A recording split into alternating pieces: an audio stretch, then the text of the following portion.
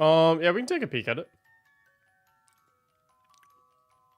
Look at all my chats. I got YouTube chat right here. I got Twitch chat right here. First time here from YouTube land. Is this what it's like? Yeah, it's pretty. I don't know. I think we have a lot of fun in here.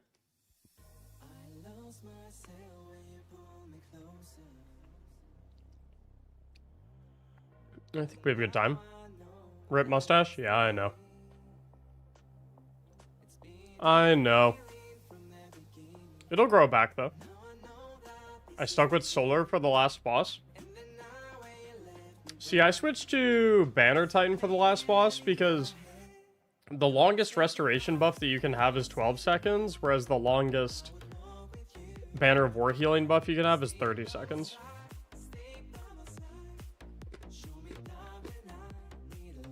So it's kind of why I landed on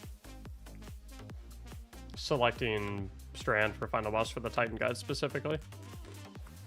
What's up, Carlos? I go to Florida a couple times a year, actually. What's up, Yuri?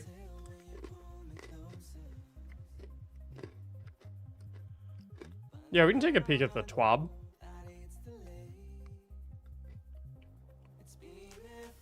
I had no idea you're in Ohio. I am in Ohio. It's true. I like Ohio.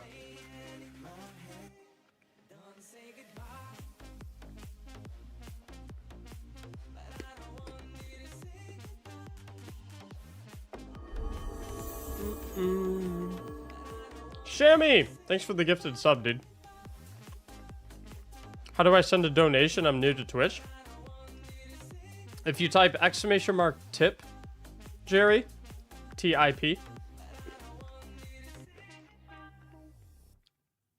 a link will pop up. And then if you click the link, it'll allow you to send a donation if you'd like to. Shout out to Ohio. I'm from Columbus.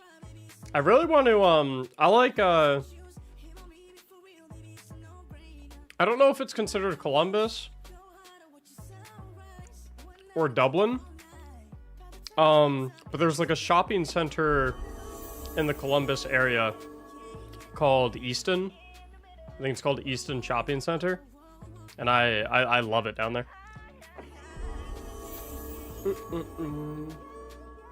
I've been talking with some buddies where I currently live about maybe planning a trip down there because they have a really cool. They have a really cool. They have like a massive AMC movie theater there. Although I haven't really like gone to see a movie in a theater in a very long time. I just felt like there hasn't really been that many movies that are worth seeing recently. That and I've just, been moving a lot. So now I'm finally chilling, locked down. Can you add me? I cannot, unfortunately. Sorry about that. Yeah, Ohio is great though. I like Ohio a lot. I don't talk too much about the specific city that I live in, just for safety reasons. But I'm comfortable saying I'm in Ohio,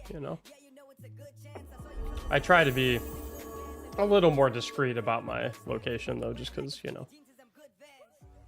you guys get it. Some weird people out there. Shammy, thank you for the 1, 2, 3, 4, 5, 6, 7 gifted subs. Appreciate it, Shammy. And Flyers, thank you so much for the Prime for 10 months. Welcome back. All right, I told you guys we would take a peek at the TWAB, and I'm a man of my words, so we can take a peek at the TWAB, and then we'll do a couple Grandmaster Nightfall carries, and then we can do a couple live Willet builds. Another thing I've really been wanting to do as well, recently, is, I've really been wanting to get back into doing Divinity carries. I like doing Divinity carries a lot. So I might explore doing that a little bit more. Since we have such a long season. I think I don't know. Maybe we'll do a divinity carry today. I don't know. I love doing divinity carries. Divinity is like one of my favorite things to do. I think the divinity puzzle is really, really fun. Enjoy it a lot. Yeah, we'll go over the TWAB. Okay. I read this like a little bit, just a teensy tiny bit. We'll talk about it. Shammy, thanks for another gifted sub. Shammy, are you just gifting a sub to every single person that pops into the Twitch chat who is not subbed? Is that what you're doing right now?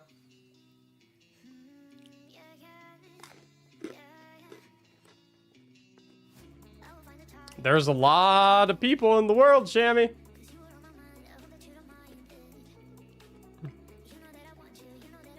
Love using your builds. Thank you, Carlos. I appreciate it. Non-subs say hi.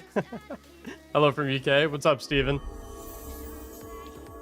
All right, so let's see. We got a hype train that's close over in the Twitch chat. If one other person other than Shammy or Flyers gifts a sub, drops a sub, or 100 bits, we'll be in hype train mode over on the Twitch.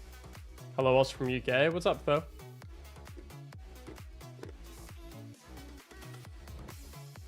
Mini Chavs drops 100 bits, kicks off a nice little hype train. Thanks, dude. Just got a promotion plus a max stream. Oh my god. Everyone, can we at Ghost Hellion in the Twitch chat and give him a little W for his promotion? That's awesome, dude. I'm proud of you, man. I know you work super hard, man. Definitely deserved. Happy for you, my man. That's awesome. You're killing it, dude. Ooh.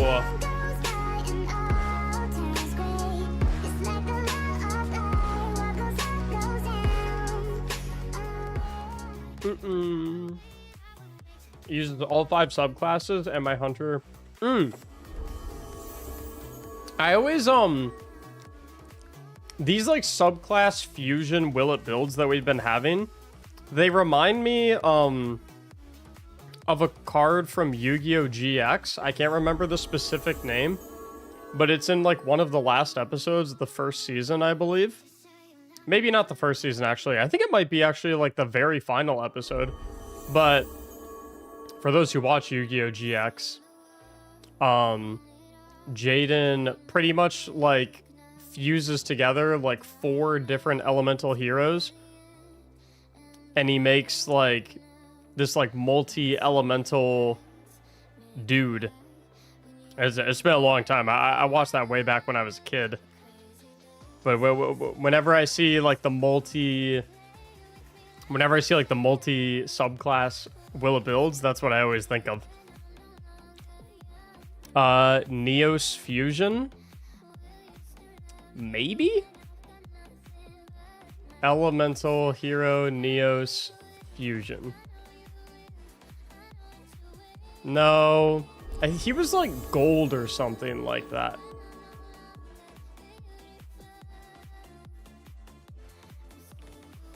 This guy. Literally this guy. Electrum. That's what his name was. Elemental Hero Electrum. He fuses together like... Yeah, it's this dude. He fuses together like 4 different elemental heroes. And he summons this dude. That's what I always think of when people submit like the multi-subclass Willet builds. That's literally what I think of. Is that card right there.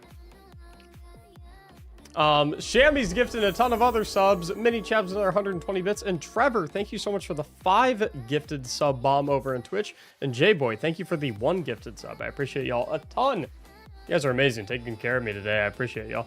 Made it from YouTube. What's up, Psycho? First time watching a streamer use your vids always make me go back in the game looking for new build ideas. Continue doing what you do. I don't plan to stop. Not anytime soon. Not anytime soon, at least. All right, let's see here. Let's take a look at the TWAB, and then we'll do a couple Grandmaster Nightfall carries, and then we'll do a couple of live Willet build episodes. Minimum of 1, but I'd like to get 2. today because I wanted to do one yesterday, but I got a little sleepy. So we're going to try to do 2 today. We'll see if we can. Twid, I will never call it that. It is the twab. It will always be the twab.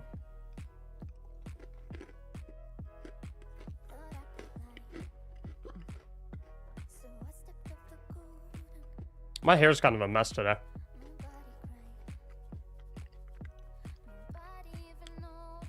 I need a hat. Z Gold, thank you for the gift. Dude, everyone's gifting subs over on Twitch today. What's going on? Did you guys all have like a secret meeting and you're like, guys, we're all gonna give Max subs today? You have a secret meeting you didn't tell me?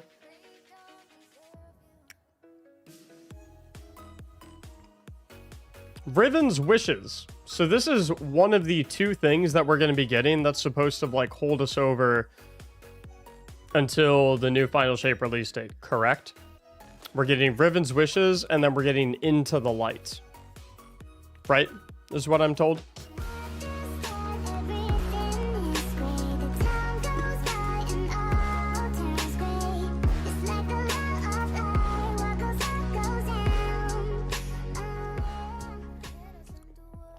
Archie, thank you for the 5 gifted subs. Archie has gifted a total of 199 subs in the channel. Basically at that 200 mark. Also brings the hype train up to level 4. I appreciate you, Archie. Thank you so much. So, Riven's Wishes. Coming on January 30th. Players can visit Marasov. I read this already, by the way. And guys, I was sitting on my couch. I was reading this. The rolling of my eyes that I did could have been felt across continents, I swear. Players can visit Marasov to accept a weekly quest with a high-risk objective in the Dreaming City. I was like, oh, whoa! A high-risk objective? Oh, shit, what are we doing? High risk? Whoa, that sounds intense. And then I continued reading. Such as completing Legend Lost Sectors or dungeons. I'm sorry, high risk? Don't get me wrong, those things are harder than, like, a public event, I guess. But when they said high risk objective, I was like, oh shit, we're about to do something crazy. We're about to do something nuts. Things are about to get intense up in here. It's like, what's the risk? Like, what does that even mean? You know what I mean? High risk? I don't even, like, understand. Like, doesn't high risk imply that there is something to lose? Should you fail? Risk of getting bored? Yeah. Yeah. Not wrong. Players can return tomorrow to receive a wish token. Each week, you can use this token to choose a prize from one of 3 different categories. Category number 1 is the Last Wish Resonance. You can get a red border Last Wish weapon. Guys, listen to me. If you are currently in the category of people that do not own the crafted Apex Predator from Last Wish yet, this is the only thing that you should be putting your wish tokens into until you have all 5 of the patterns and you can get a crafted Apex Predator rocket launcher. Please do yourself a favor. Guys, it is the I don't care what anyone else in the entire world says. This is the best rocket in the entire game. It is head and shoulders above literally everything else. Every single video I make, I'm using Apex Predator. If I need to use a rocket for a build, I use Apex Predator. If I'm going into a Grandmaster Nightfall, I use Apex Predator. If I want high DPS, I use Apex Predator. If you don't have a crafted Apex Predator yet, guys, if you say the words Crux Termination in my chat, oh, I swear to God.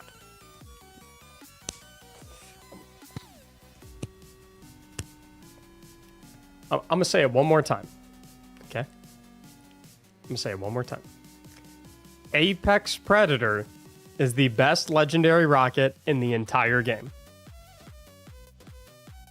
Bar none. Okay? Don't let me see you hopping in and pulling up with crux terminations, okay? Trust me, Apex Predator. Okay?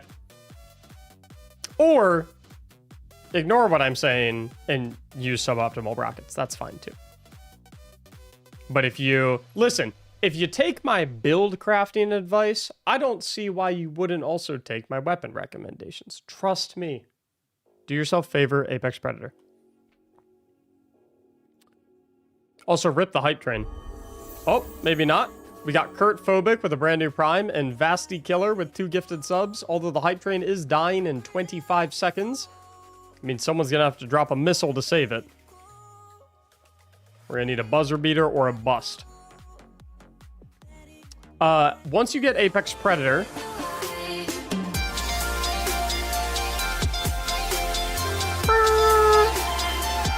Assassin! There's a buzzer. Dude, I love the buzzer beaters.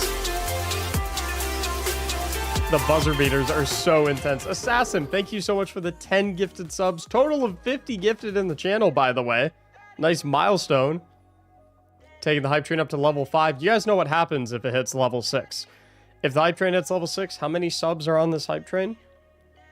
Every single person gets an amount of schmacks equivalent to the number of subs on the hype train, which means you guys can all buy a bunch of extra tickets for these raffles that we're about to do.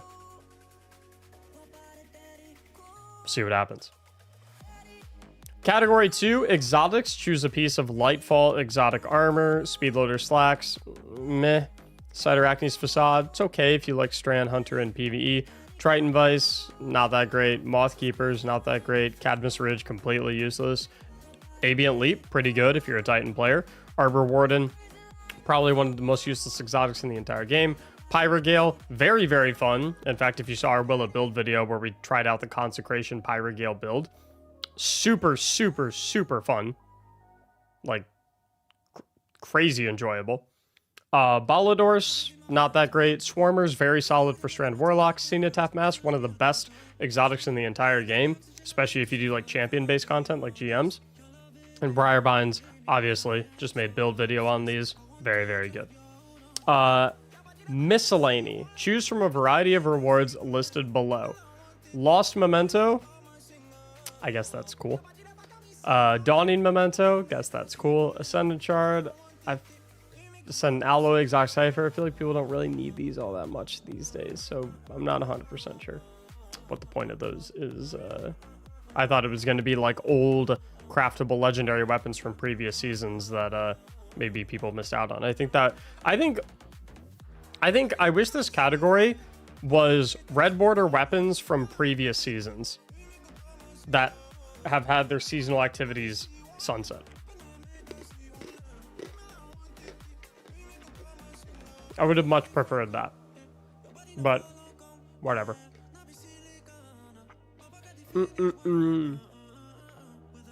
Moments of Triumph, going to be 100% honest, doesn't really look interesting whatsoever.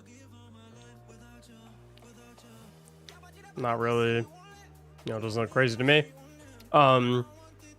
Community-based emblem that we're going to get no matter what, so not really too concerned about that. Armor sets. I did not know that the sets were class specific. And I thought that the good Wizard Titan set looked way better than the evil Wizard Titan set, but I thought the evil Wizard Hunter and Warlock sets looked way better than their good counterparts. So I'm actually very, very happy with the way this panned out, because like I feel like each class got the best set that was available for that specific class. So I'm hype about that. This is the best possible case scenario in my opinion. So that's great. Game to give, going fantastic. And that's about it for the TWAB. Nothing too crazy. All right, let me get this Postmaster cleaned out, and then we'll get going on these Grandmaster Nightfall carries. Level 5 hype train, 22%, 1 minute, 10 seconds left.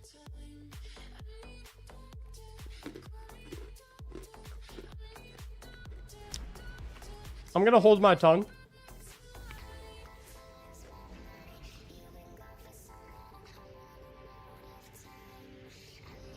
We'll see what happens. New Twitch changes? I mentioned in a tweet, I thought the new Twitch changes were fantastic.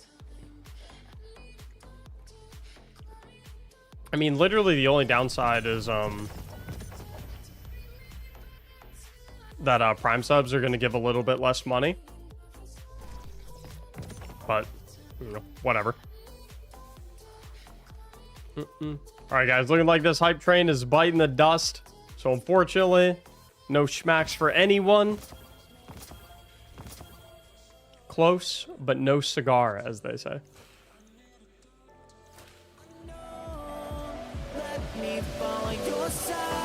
Why do I talk? Why do I talk? Why do I even open my mouth? You know, next time, I'm waiting for it to... No. Silent. No, I'm not even talking. We're doing the Grandmaster Rifle carries right now. I'm not even talking. Read the instructions on screen. I'm not even talking. I'm just sitting back. My lips are sealed. Nope.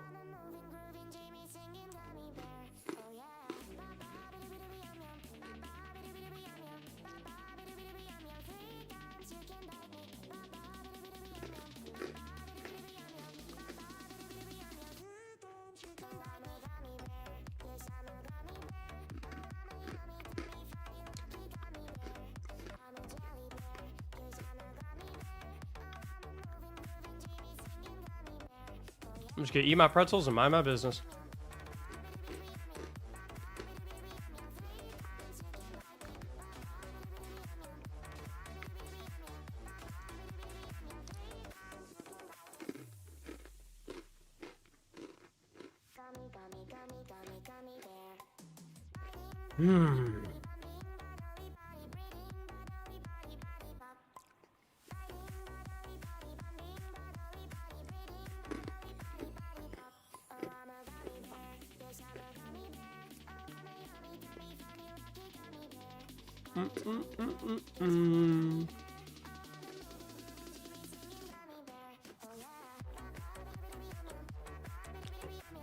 It's a little hot in my office, to be honest.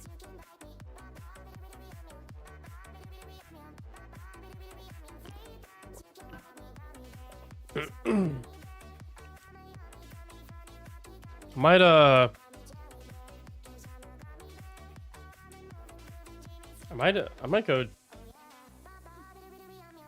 get rid of the sweatshirt. It's just hot in here. Love the Briar build video. I'm running it with dude, scatter signal. One of the best legendary craftable weapons we've had in a very long time.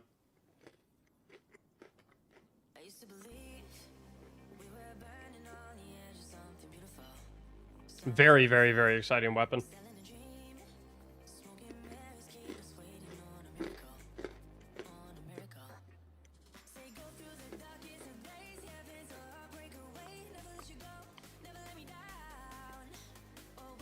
You know what? If I leave, you guys will definitely not increase the hype train. So I think the best way to let the hype train die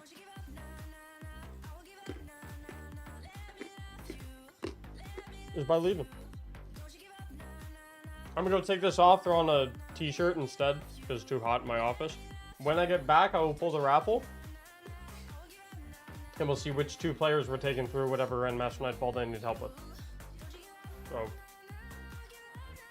give me a minute. Be back in a sec.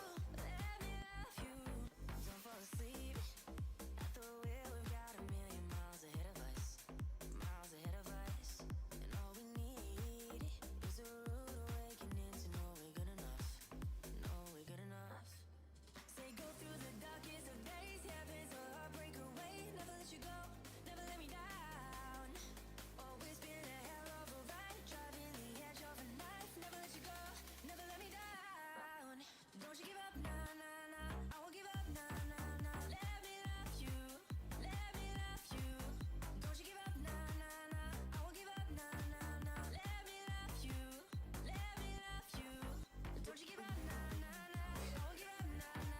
Didn't take quite a minute. Pretty quick. Ooh.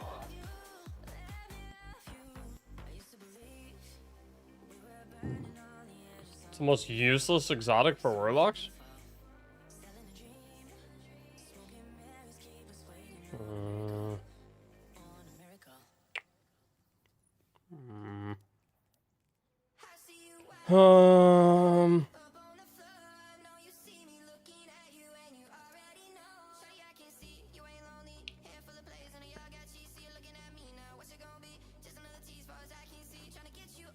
Getaway artist.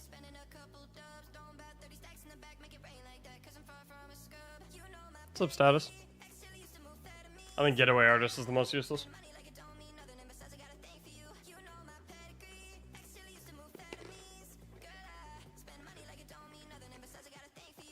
I think chromatic fire is also very bad.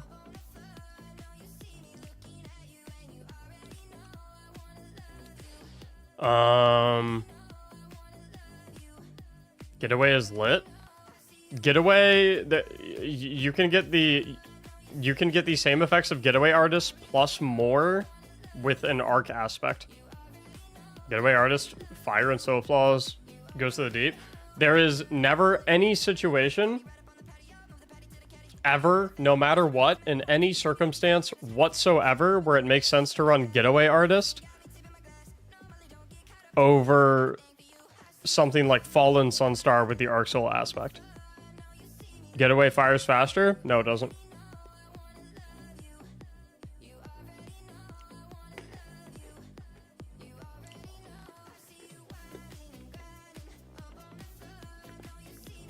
The sentient Arc Soul is the exact same as an amplified Arc Soul. Identical. Identical in every way, shape, or form. Fire rate, damage. Those are the only two things when it comes to, I guess. But oh. I got Mr. Chaosify. Mr. Chaosify. It was status. Thanks for pointing that out. Mr. Chaosify, I just need to know your Bungie ID plus which Grandmaster Nightfall you would like to run. And optionally joining us will be Kylo Clay. Doesn't matter to me. Cool. What's the best Titan build besides War Banner?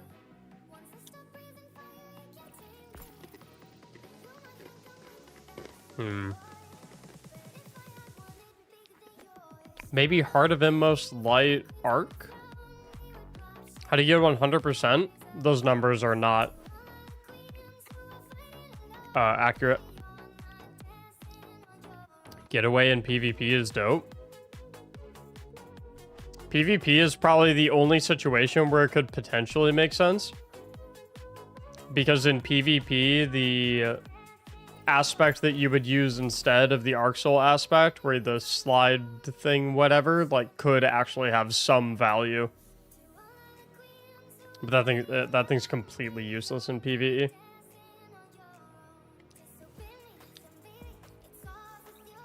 But other than that, it's just, like, Getaway Artist just makes no... Because, like, Getaway Artist was designed pre-Arc 3.0. So the Arc 3.0 updates just completely murdered it. They made it obsolete.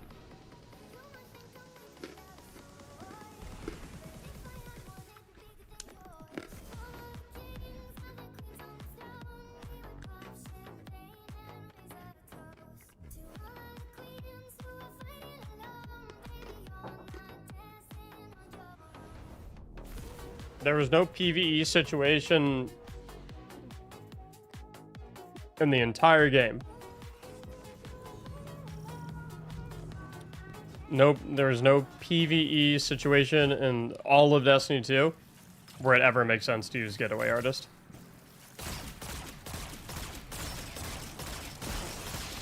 It's unfortunately that bad of an exotic.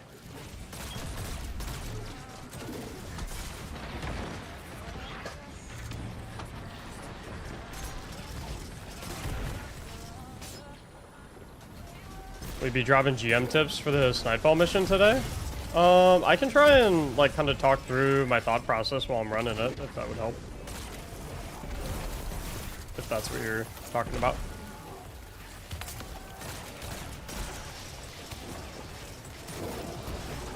On demand amplified. On Arc Warlock, you get amplified for any Arc ability or weapon double kill or any Arc ability kill.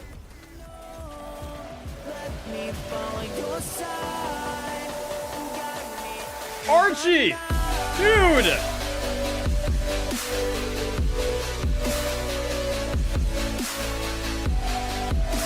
Archie! 35 freaking gifted subs, man. What the heck? I just fell through there. Archie, thank you so much, dude. Everyone in chat, can we get some W's for Archie with the 35 gifted subs? That's incredible. Archie's been going absolutely crazy with the gifted subs recently. I just threw a grenade at myself. I got discombobulated by Archie. It would have to give some form of healing. Even then, I don't think it would be useful at all.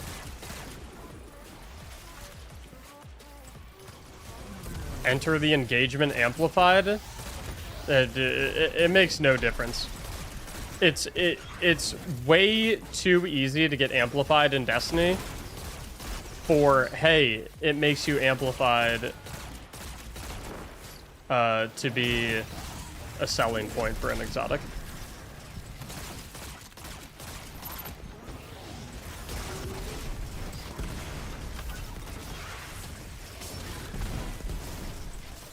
It's just like simply put it's just an outdated exotic.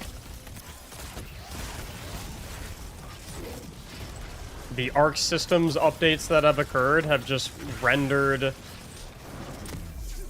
it completely useless, and there have been other exotics that have been added to the game since that are just literally 10 times better.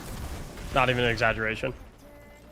Like, Fallen Sunstar is literally 10 times, like 20 times better than Getaway Artist. Fallen Sunstar is that good.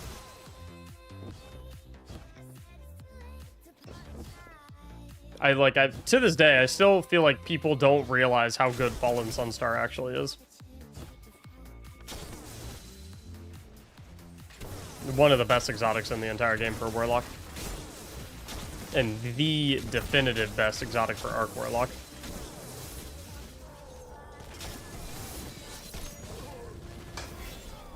The only downside is it's kind of ugly. That's pretty much it. It's the only issue. It's kind of ugly. That can stop me from using Crown of Tempest. Crown of Tempest is just a worse version of Fallen Sunstar. They do the exact same thing. Like they are basically the exact same exotic. But Fallen Sunstar just does the job better.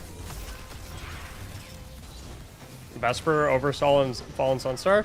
The problem with Vesper is it was popularized in a season where you had increased damage resistance while amplified, which really made it easier to pull off that playstyle, specifically in higher end content where things hit a lot harder.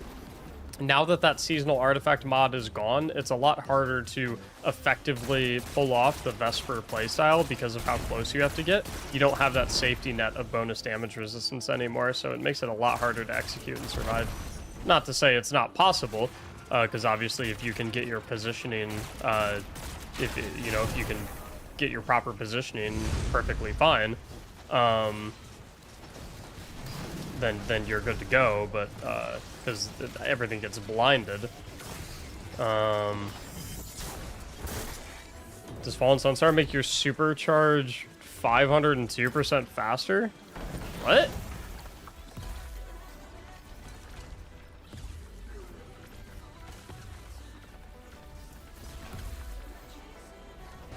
What?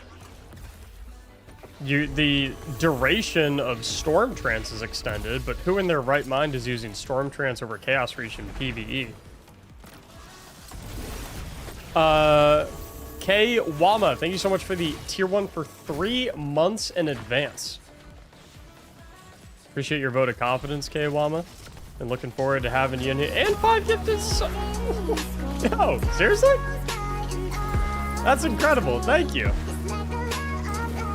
K Wama, 5 gifted subs and a tier 1 for 3 months in advance. Looking forward to having you around for the next 3 months. And thank you so much for not only the 5 gifted subs, but your very first time gifting subs in the stream. Everyone in chat, can we give a huge welcome to K Wama and say, hey, welcome to the gifted sub club. Their very first time gifting in the stream, and they enter with a 5 bomb. Appreciate it a ton, homie. Thank you so much. On a scale of 1 to 10, how doo-doo is this strike? I like this strike. I think this Tormentor is particularly annoying. Ow. But I like the strike in general. I think it's fun. It's one of the better strikes in the game, in my opinion. It's got a lot of, like, unique aspects to it, like that Sparrow section. You know, you don't really have, like, Sparrow sections in other strikes. I like it a lot. I hate the strike with a passion. The Tormentor's super annoying, for sure. Don't get me wrong. The Tormentor is annoying as hell. But other than that, I really, really enjoy the strike.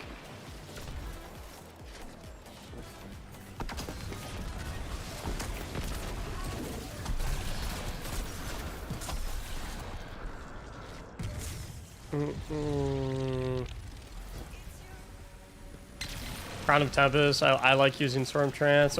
Okay, so when we're having these conversations, I think it's important to remember we're always having these conversations through a lens of which exotic / which option / which build / which whatever is the most effective for beating a piece of content. What is the best, right? Not what is the most fun, right? Because if you come in like you should never ask me recommendations on what the most fun builds are. You know what I mean? Because like that's completely subjective. You know what I mean? Like who am I to tell you no, you should not use Storm Trance over Chaos Reach? That is not fun. It's like, well, that's personal opinion completely. However, to say, but like if we're having the conversation through the lens of like, hey, what is the best option to go with here? Then undeniably, Chaos Reach is better than Storm Trance in a PvE context 100% of the time.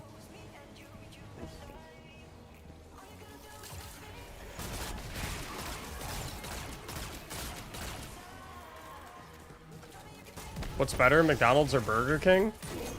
I don't think I've eaten at a Burger King in like 15 years.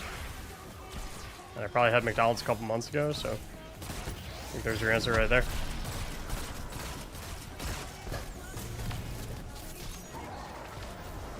BK underrated? My problem with Burger King is that every time I've gone to a Burger King, it's just like the Burger King establishments feel significantly more dirty than the McDonald's establishments. And so I've never liked that about Burger King. And obviously that could be something specific to my local Burger Kings and McDonald's, right? So, you know, results may vary, but like that's why but it's subjective. No, you asked me for my opinion on which I thought was better.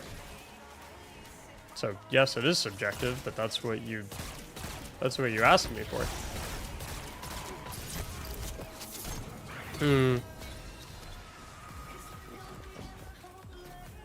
And even so, there are like objective metrics that you could analyze to determine which one was better if you really wanted to, right?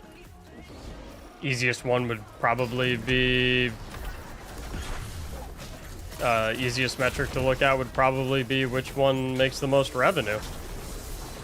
Which is obviously McDonald's, so I mean, you can go through that. Culver's is super good. I love Culver's. Culver's is fantastic. Dragon's Breath or Apex? Not comparable. One's an exotic, one's a legendary.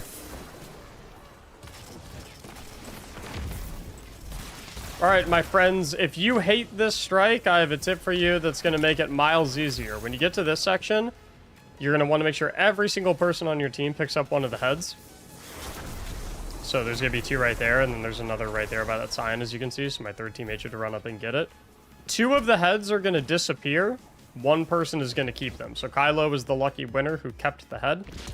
You take the head up to the top when you go into this little portal thing, and you shoot at just one of the portals, or the rift generators up on the Sparrow section. If you kill one of them, it deletes all of them from the entire Sparrow section. So as you can see now, when we're doing the Sparrow section, there's no rifts. So if you've been not liking this strike, that's a very quick way to at least make this section significantly easier. Another way you can make it a lot easier too is, and I'm told that at least 1 player on your fire team has to do the actual track all the way around. Otherwise, you'll like soft lock yourself. I don't know whether or not that's true, but like probably safe to assume that it is true. But as long as you have 1 player doing the entire track around, if you don't feel like doing the entire thing around, once you get to this platform, you can kind of like see what it looks like here. You can just like skip pretty much half the track. Ta-da. Now I'm at the end.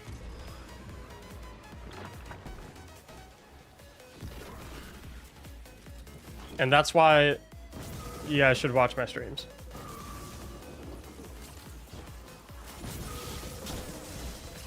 Teach you stuff like that.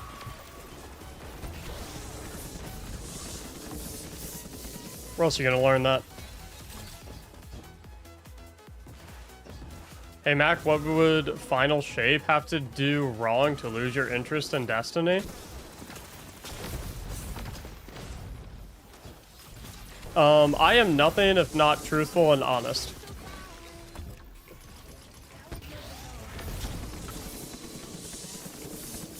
I am nothing if not truthful and honest. I enjoy this game enough in conjunction with making enough money from playing this game that I will probably never stop playing Destiny, no matter what.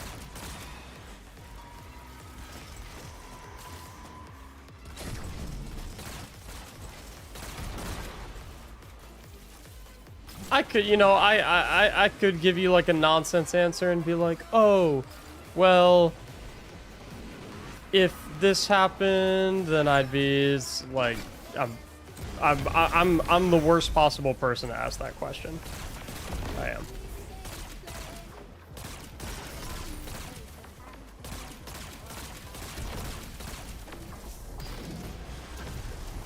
I'm blue. Like I'm here to play the game. I'm gonna keep playing it.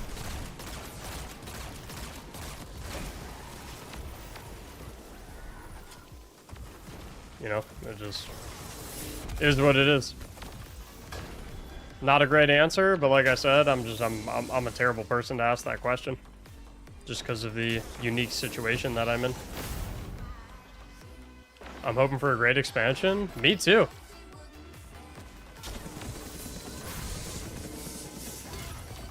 And I wouldn't say I have a reason to believe that it'll be bad either. The only way to stop is if the server shut down forever.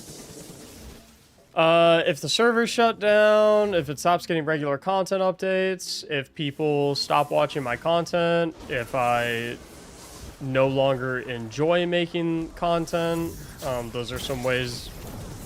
Those are some things that would stop me from playing Destiny. But I don't see any of those happening anytime soon, so I think we're good. Would you keep streaming if that all happened? If everyone stopped watching my content, would I keep streaming? No, I don't think so. Who would I stream to? You know? Lightfall had a bad campaign, but the seasons were better than Witch Queen.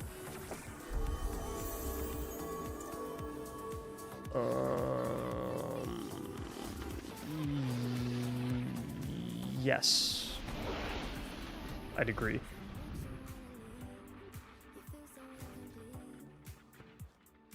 Low Life Corvid, thanks for the brand new Prime sub.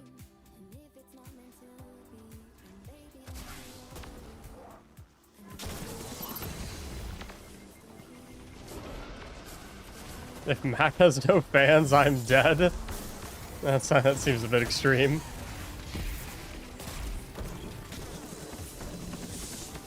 I appreciate the allegiance, though.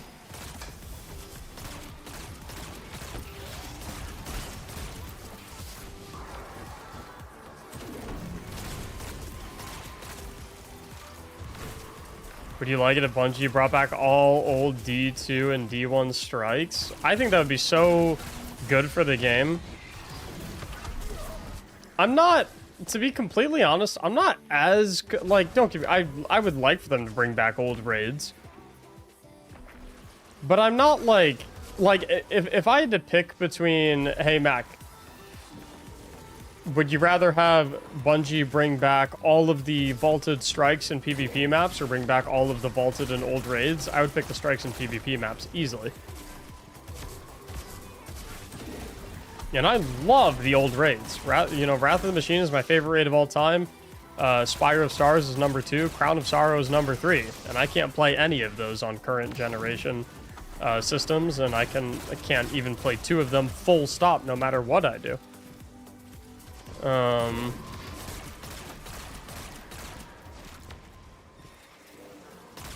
But holy, it would be so healthy for the game, just like full stop, if they brought back all those old strikes, all those old PvP maps. Can you imagine if we didn't have to play the same 13 Grandmasters season in, season out?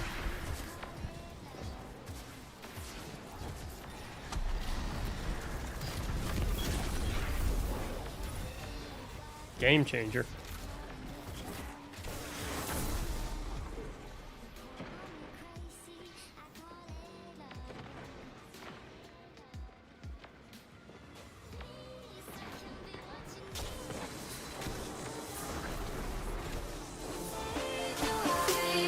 Clay! Dude! Clay, thank you so much for the 10 gifted subs. And very first time gifting in the channel. Welcome to the gifted sub club as well. Chat, can we say welcome to Clay? Welcome them to the gifted sub club. Very exclusive club. Although, admittedly, growing by the minute. Had a lot of brand new gifters in here recently, I've been noticing. Appreciate you all.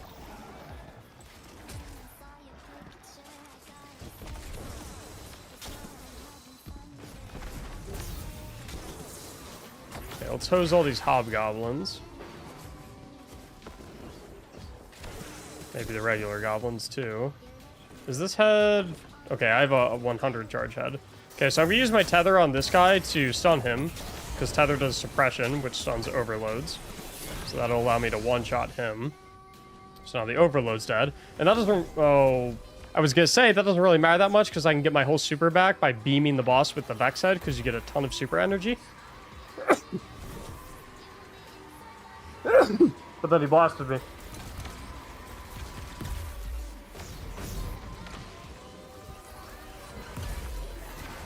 Ah.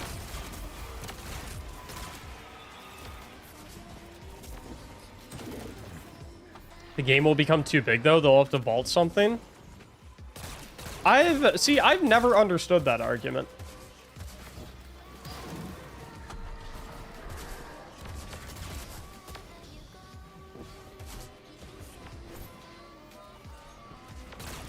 No, Bungie. Because I promote my own game to give page on my platforms.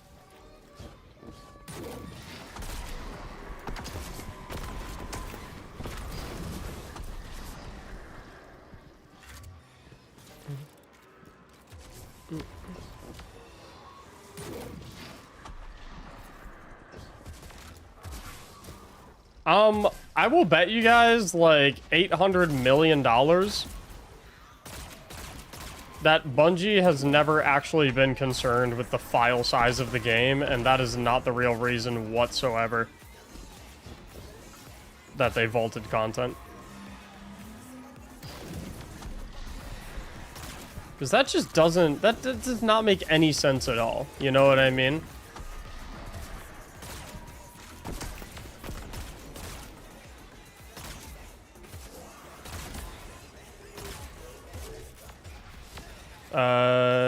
Yeah, so support Bungie, I think that's probably gonna be a no matter what channel you go into.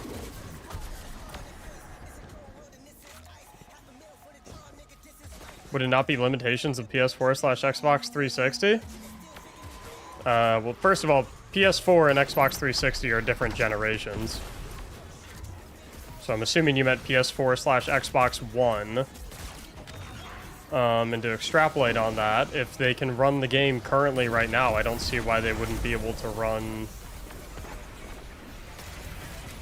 the game if it was bigger. I mean, that doesn't, like, what difference does it make, you know?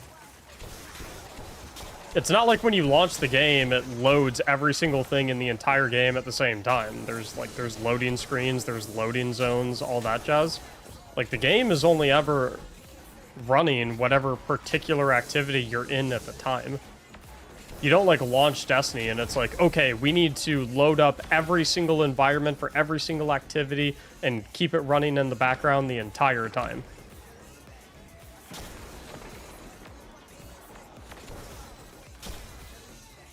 They just need to load the UI menus to select all of those various activities, and then if you do select a particular activity, then from there it begins to load that activity, and then you get a load screen. That's what flying into an activity is. It's a loading screen. And then the way Destiny is optimized is that it actually continuously loads different pieces and portions of the activity as you're playing it. That's why, if you guys ever noticed, if, like, and this was way more prevalent back in the day, now that technology has gotten a little better, sometimes you would notice if you're in the middle of an activity and you were running into a zone, your character would get stuck sometimes, and you would get like a little loading wheel. And then after like 5 seconds, you would get unstuck, and then you would actually be able to start moving. That's because it was loading that activity. Like, that's what that is.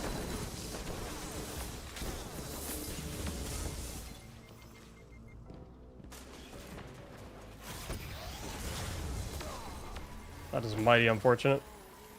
That res looks pretty good, though. And then if he beelines it back to me, I think we're okay. I have a pretty good idea as to why content vaulting occurred.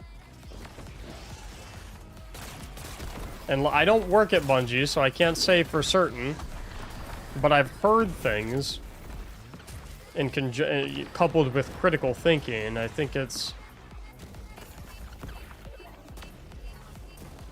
I have a pretty good idea why content vaulting actually happened. There's two main reasons that it happened. And I'm not saying reasons that Bungie told us. I'm saying there's two main reasons that Bungie did not tell us. Actually, one of them they did tell us. The other, I think they were a little more quiet about.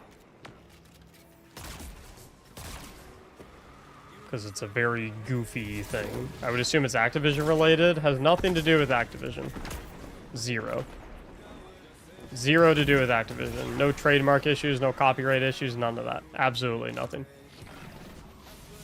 Because a lot of the content that was vaulted has been reused in various ways. The entirety of the Leviathan area was reused as a public event space in the Season of the Haunted. The entire boss arena for Scourge of the Past was reused as a social space in the Season of Plunder.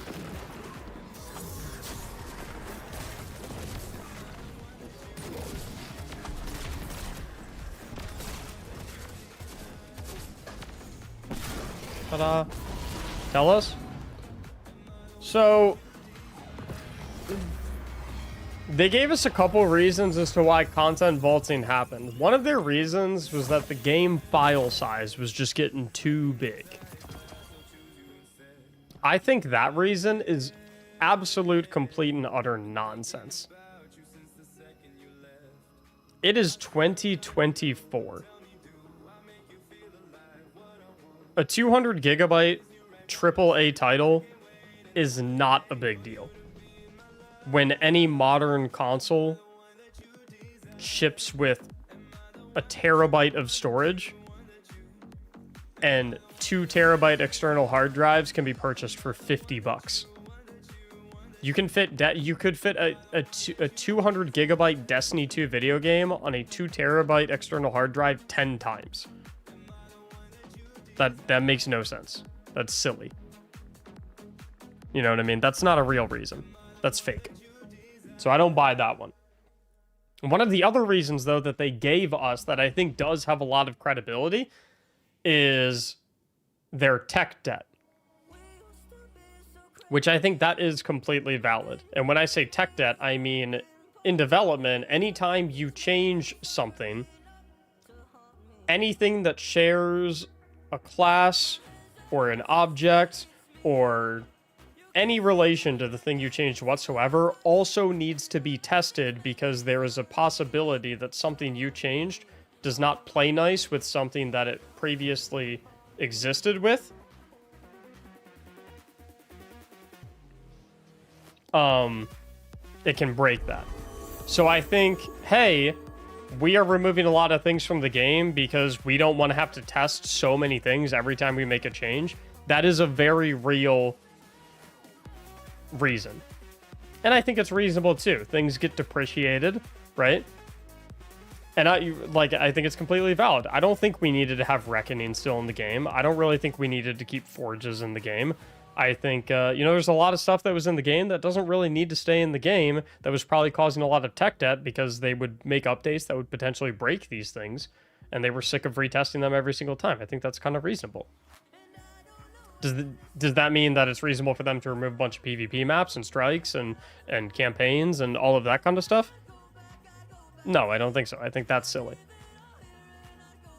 But it is an actual valid reason, as opposed to a file size, which is completely silly. Alexander, thank you so much for the 2 months. And that assumes people can afford the terabyte version of said console or PC. I don't think there exists a console on the market right now that ships with anything less than a terabyte of storage. How much storage does the cheapest Xbox One, or what is it, Xbox Series X have? Just like the PS5, the 1 terabyte claimed on the packaging. So there you go, 1 terabyte. 500 gigabytes? It literally says right here, 1 terabyte. S is the smaller one. Series S. Wait, this is the old one, no? When was the Xbox Series S released? Yeah, boys. It's been 4 years.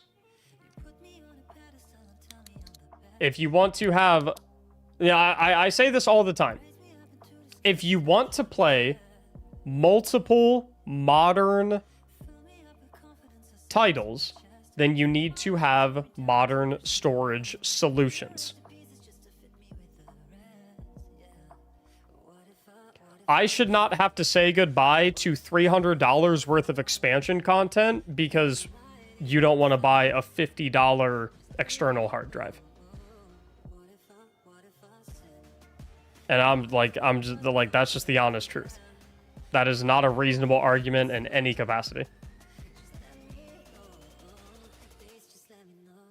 No, my Xbox only has 500 gigabytes, and installing a 200 gigabyte Destiny takes up 40% of that storage space, and I don't want to spend $50 to get an external hard drive to play additional games. Therefore, you should have to say goodbye to 3 years worth of content that you paid for so that I'm allowed to fit more games on my Xbox without having to buy an external hard drive. That's goofy. That's not reasonable. This was released in 2020. It's currently 2024. If you can pay $100 a year to get the newest Destiny expansion every single time, then you can pay $50 in a 4-year period to also buy an external hard drive to be able to get additional games if you would like. That's not an intellectually honest or argument, or an argument that makes mathematical sense. It doesn't make any sense.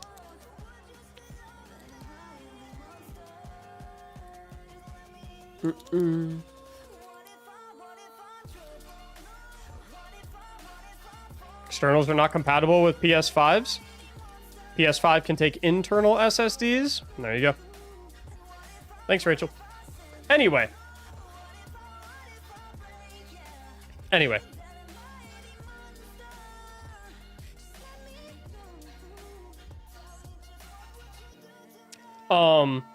The real reason that I am again, like I said, I don't work at Bungie, that are 3 times as expensive. Bro, listen, if you want to be able to have 10, 15, 20 games, AAA titles installed at on your system at the exact same time, you gotta pay some extra money. That's the way it is. Like, dude, if I'm sitting over here and I'm like, nah, man, this is bullshit. My video files take up too much space on my hard drive. This is ridiculous. I'm gonna call Microsoft and tell them to update their software to do a better job at compressing video so that I can fit more videos on my hard drive. It's like, no, that doesn't make any sense at all. I just go and buy another hard drive if I want to be able to fit more videos on my hard drive. That's how the world works. If you do not have enough space to store something, then you need to get more space so you can store more of that thing. You don't go and tell the company that makes the thing, hey, you have to make this smaller and reduce the quality of it as a result. That's not a... And furthermore, everyone else that also uses the product just has to deal with it. Doesn't make any sense. Anyway, I'm 99% sure this is the real reason that content vaulting happened.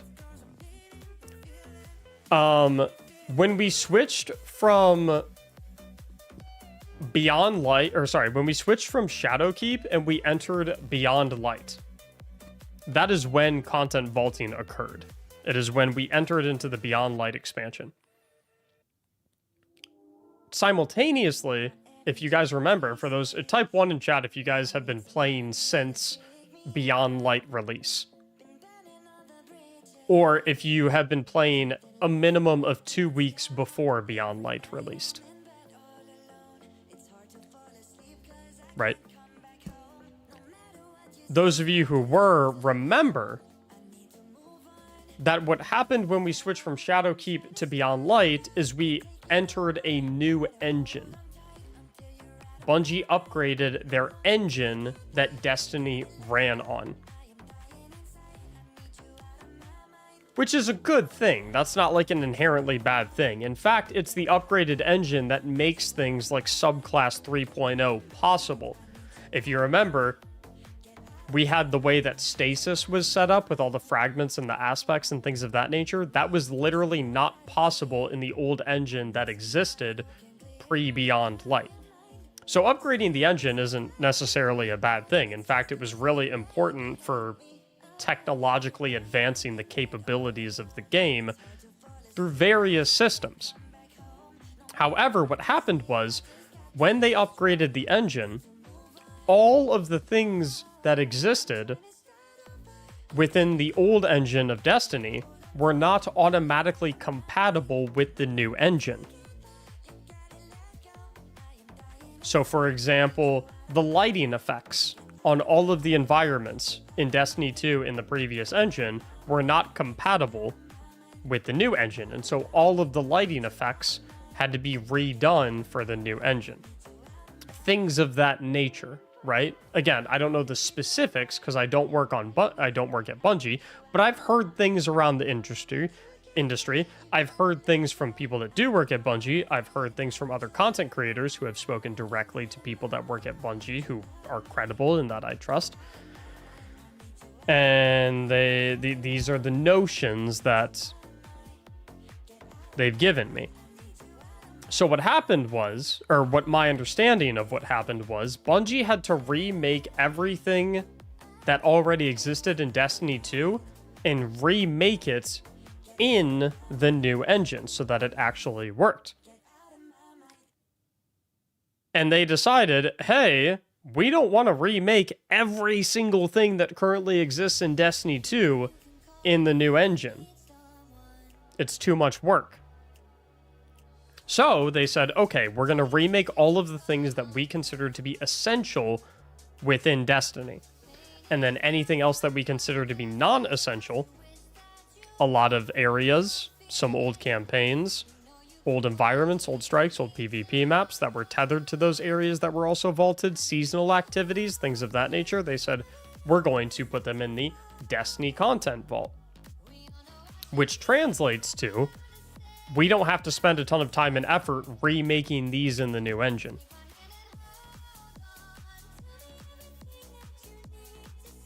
That's why we lost 50% of the game. Because remaking 50% of the game in the new engine is a lot easier than remaking 100% of the game in the new engine.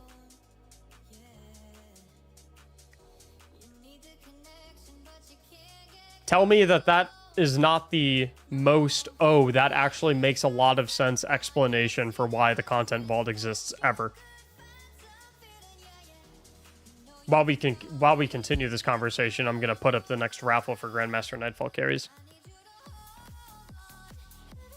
Exclamation mark ticket in the Twitch chat if you guys would like to enter.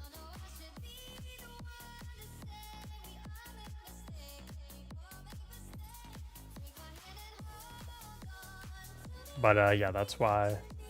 Yeah, I promise you guys, it has nothing to do with file size. Zero. That's a nonsense argument. The tickets persist perpetually, Psycho. The only time Schmacks, which is the channel currency that you earn just for watching, that is used to purchase the tickets, the only time it resets is every new season of Destiny. So any Schmacks that you earn today will be tied to your Twitch account for the next 5 months. So you're good.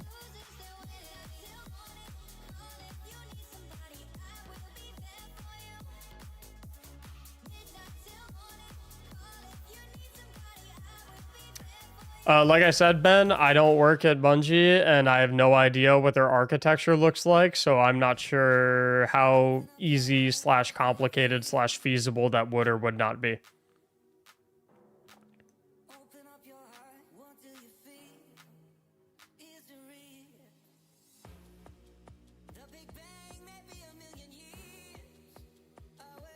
Yeah, I think it's I think saying that file size is the reason that the content vault had to exist is a very dishonest argument, Tech. I agree, which is why I was very upset when they peddled that reason originally.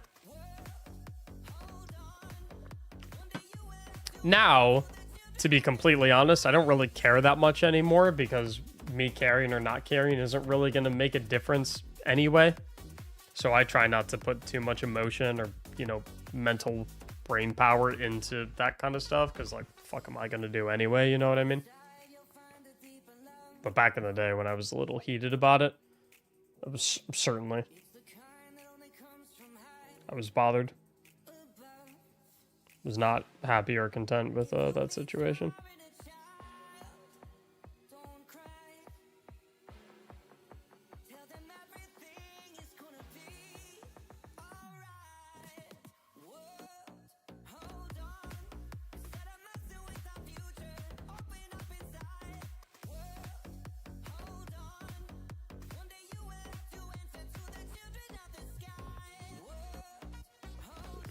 Spitting facts? I usually don't open my mouth about topics that I don't have a lot of knowledge on. It's really easy to always be spitting facts if you only speak when you actually know what you're talking about and instead opt to listen when you don't know what you're talking about.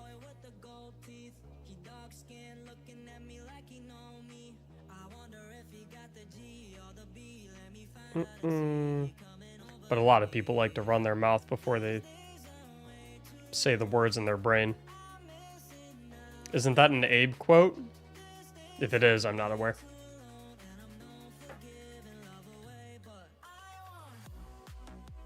Could be, I don't know. If it's not, I'm claiming that as a Mac quote, though.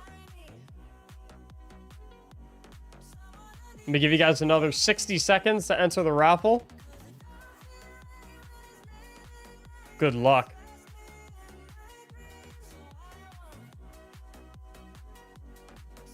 He doesn't have the skills or weapons to keep up with other players. I mean, skills are something that are just developed over time with practice, right? In terms of weapons, you look at a few key weapons that are really good for DPS. Stuff like Apex Predator, Izanagi's Burden, Wither Horde can be a not half bad option, stuff like that. And try and help him get those weapons.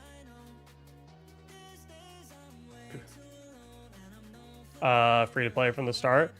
Free to play, in my opinion, has been one of the worst options for that has ever happened to Destiny. I wish Bungie would kill the free to play model. I think it's actually detrimental to the game. I think free to play does more bad for the game than it does good. And the reason I think this is because the free-to-play experience in Destiny is so poorly made that I think it actually drives new players away more than Destiny would if there was a monetary barrier to entry. Because the thing is, imagine if you're a brand new player to Destiny and you download the game and you try free-to-play and it's crap, right? As a new player, you're going to be like, dude, there's no chance I'm spending money on this game. I just did the free-to-play version and it was super boring. Why would I give them money after I just had the most boring 2 hours of my life with the free-to-play experience? I'm gone. I'm never coming back. Whereas if they nuked free-to-play and made people pay to experience the game and pay to play the content that's actually interesting and actually good, then their first experience with the game would instead be, oh, this is actually pretty fun. As opposed to, these are such mind-numbing quests. What is going on? Makes no sense. It's like if you owned an ice cream store and you said, hey, this is our best, all of our ice creams that taste really, really, all of our ice creams are $5, or you can sample this poop-flavored ice cream for free. And then you sample the poop-flavored ice cream, and you're like, ew, that's really gross. I'm not going to pay for your ice creams that cost money because I already tried one of them, and it tasted like shit. It's not that complicated. It's really not.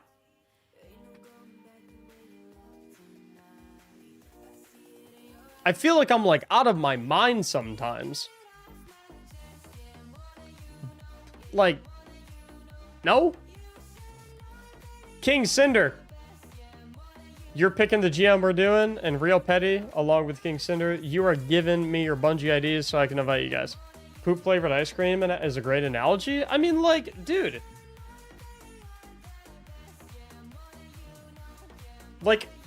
The free-to-play experience in Bungie, in Destiny 2, is literally a deterrent to new players.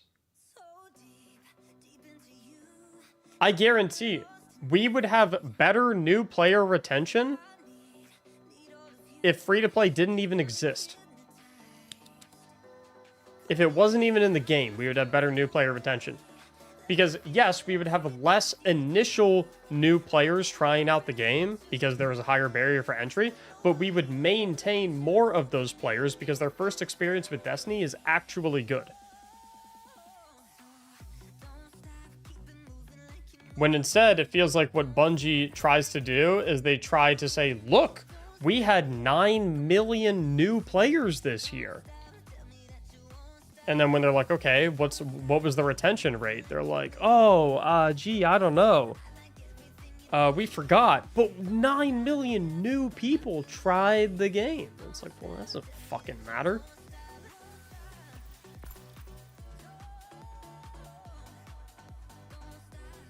But I don't get paid to make those kinds of decisions, boys. I get paid to entertain y'all.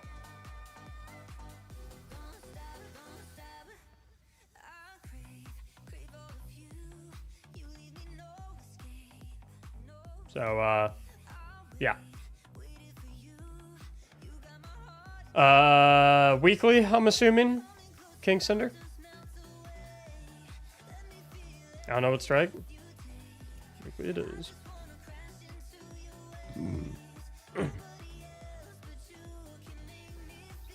If free-to-play is the poop-flavored ice cream, are the paid players like me just paying? No, the paid players are paying for mint chocolate chip and birthday cake and whatever. Because the expansions are actually good content. But people don't know that, and they're not going to pay to find out after they sample the poop-flavored ice cream. Because if you go to an ice cream store and you sample the free ice cream and it's poop-flavored, your next inclination is not going to be, oh, well, I guess I'll do the paid ice cream and see if that one's better. You're going to be like, hell no! I'm out of here! You just gave me poop-flavored ice cream! I'm gone! Get me out! That's gross! You're not gonna stay in the ice cream store? You're gonna go, are you out of your freaking mind? Get me out!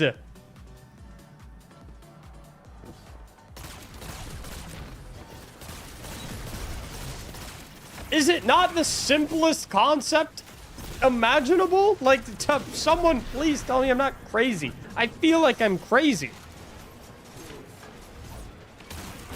Someone please tell me I feel like I'm losing it. They're feeding the new free-to-play players poop-flavored ice cream, and they're wondering why they don't stay.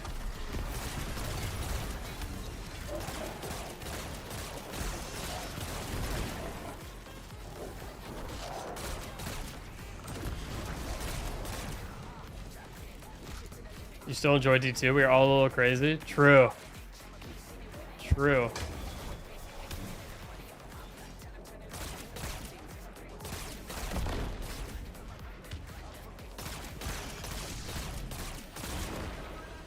But you guys are the ones watching D2, so.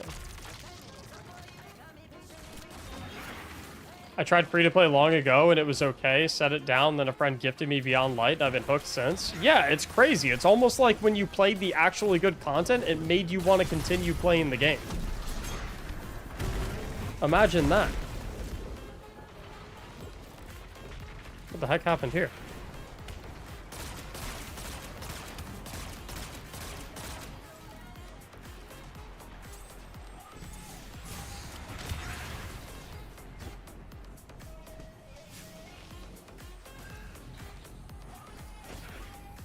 Well, Bungie is very limited by their board and leadership team, it seems. I've said for a very long time now that I think the development staff and the devs at Bungie are absolutely fantastic. Bungie's biggest downfall seems to be its leadership teams. The teams that call the shots, the teams that make the decisions on how much content is going to get released, what content is going to get released, the roadmaps, things of that nature. That seems to be the downfall of Bungie. Which is why I'm not like 100% against the Bungie board getting dissolved and replaced with a Sony executive board. Could it end up being worse? Yeah, maybe. But I'm willing to take the chance at this point, to be completely honest. The Bungie leadership team and the Bungie board have had 10 years to win me over, and I am not freaking convinced. I didn't know that. Change may be good, but it is Sony, so meh. Yeah, but like Has Bungie really proven to be any better?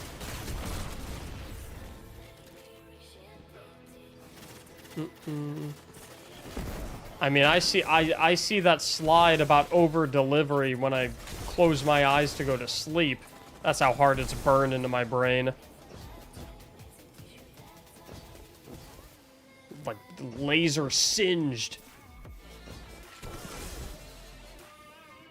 Oh man. I get like night sweats just thinking about that.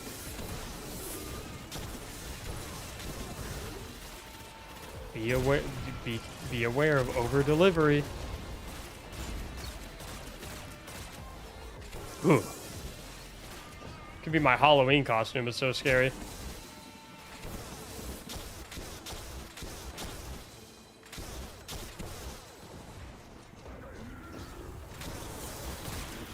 Why Wither Horde in this GM? Because it does a good job of killing the bad guys. Do you think the devs have gotten upset at management? Probably.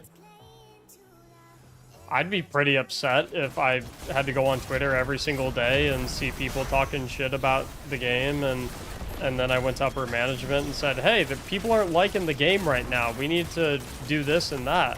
And then upper management said, no, you're wrong. They love us. I'd be like, yeah, okay, that's kind of annoying.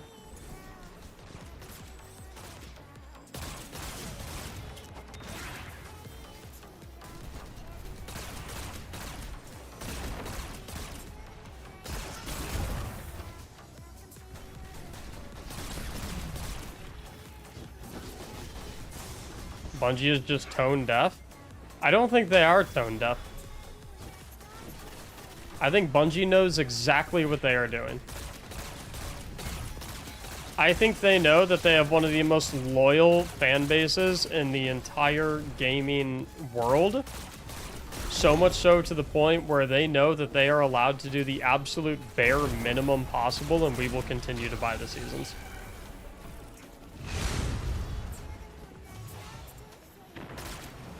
I'm sure to some degree there is some tone deafness going on, but I don't think that that is the... I don't think that's the primary widespread issue. I think the primary widespread issue is Bungie knows how much they can get away with, and they're taking full advantage of it. But I think that the dangerous situation that they just recently realized is that they couldn't get away with as much as they originally thought they could, because they were expecting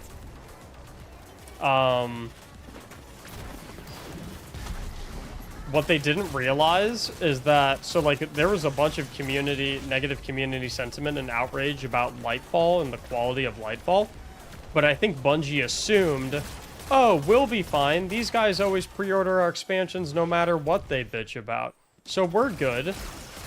And then when they dropped the final shape pre-order and their revenue projections were down by 45% because they didn't get a shit ton of pre-orders like they're used to getting, I think it finally hit them that they were like, oh, uh-oh, we don't have them by the balls anymore. And so their response was, shit, we have to like actually make the final shape good now, because not everyone is buying it in advance like they usually do. And that's why it got delayed 5 months, so that they can make it an actually good expansion, because it probably was going to be average at best if they released it the way they originally intended to.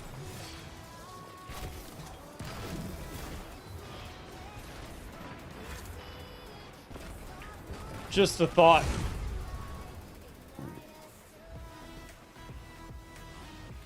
How quickly does the average D2 non-streamer get through the expansion story? I mean, when I wasn't a streamer, I would still get through the stories in a day. Can't speak for others, but I got through the stories in a day even when I wasn't a streamer.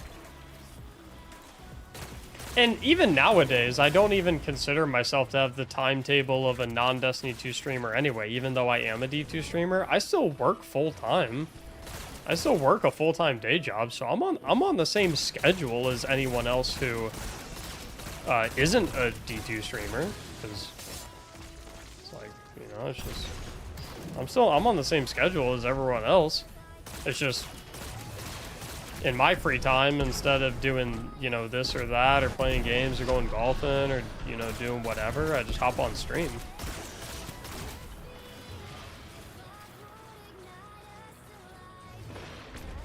Yeah, campaigns aren't particularly long. Spyro the Watcher?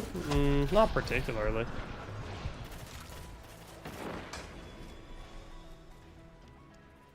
What's up, Christopher?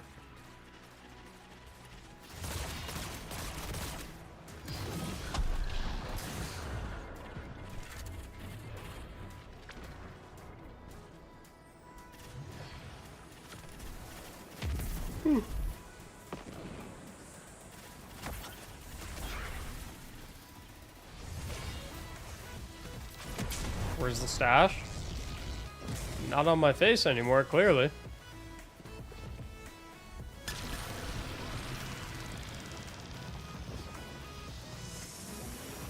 How do I submit a build?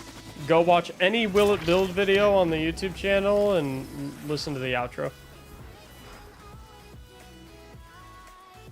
75 watching, only 35 likes. Come on, boys, like it up. Thank you, Justin.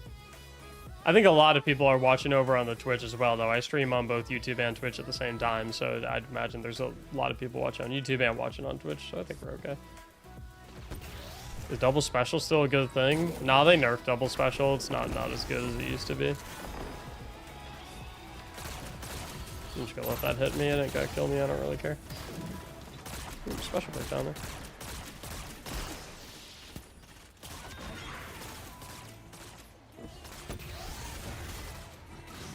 Are we sad to see a good stash disappear? I mean, she can grow back.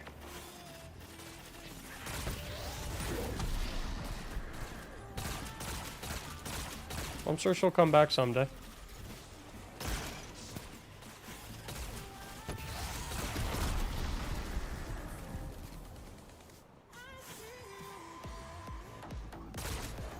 What? Did I actually miss that? Or did the game screw me over?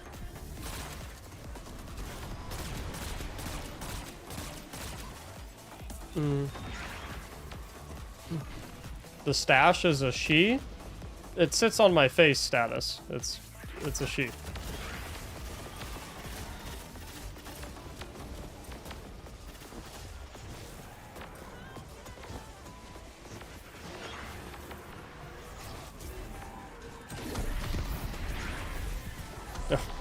You guys liked that one, didn't you? What exactly was nerfed about double special? The drop rates.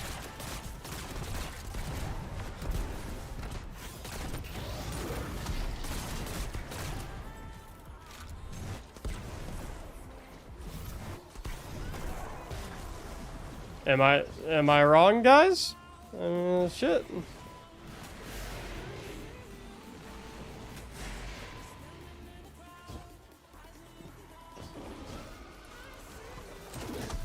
If you want your mustache to be named Richard, be my guest.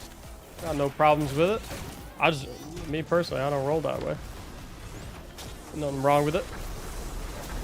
Seems like very good logic. Yeah.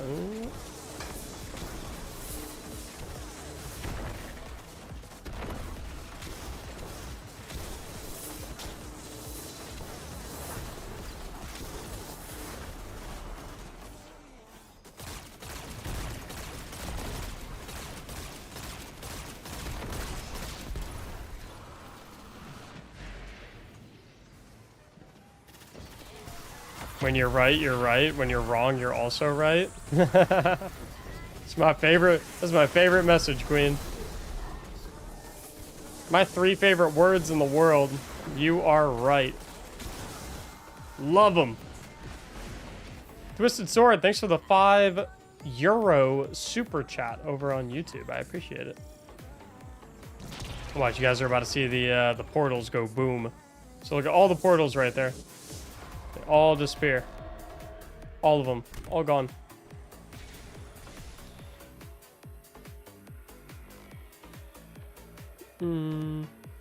Is that why you guys gift me a ton of subs? Because I have super funny one-liners like that.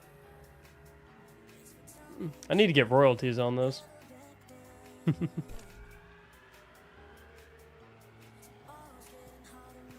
I heard good news today. I got accepted to live in this new place. That's fantastic. I'm seeing a ton of really good news going around in the chat today. You got accepted to live in a new place. Ghost just got a promotion at his job. Seems like everyone's winning. I like it.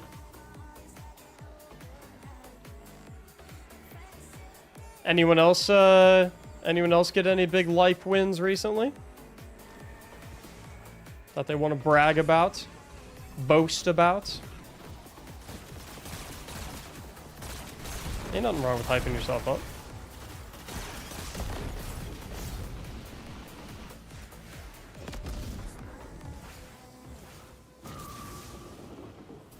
Tell us about your dub yesterday. Dub yesterday.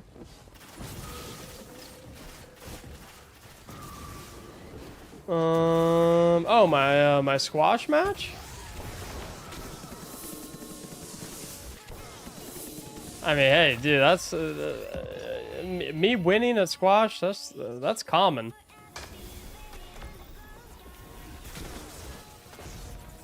That ain't nothing to write home about. That's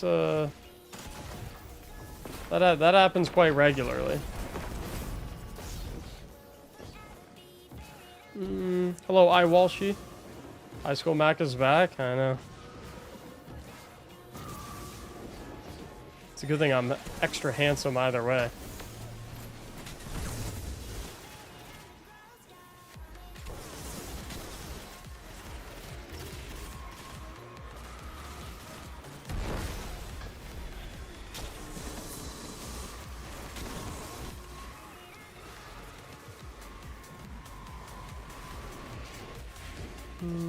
The other Vandal go.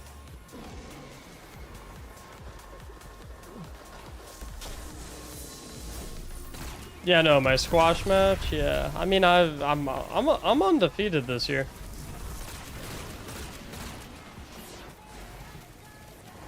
And I intend to keep it that way.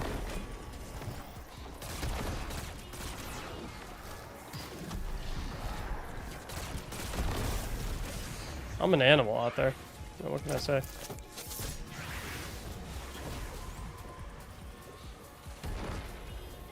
Need an overload stun.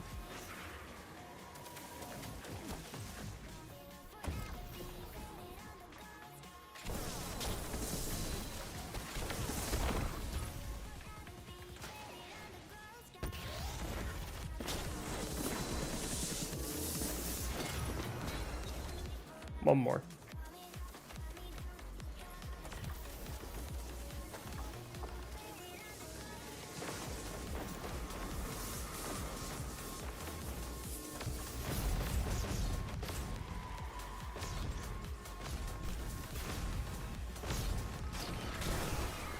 There you go.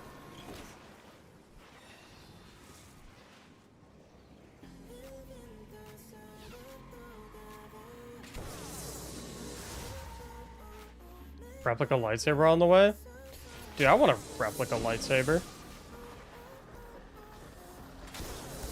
I used to have some, but the batteries in them broke.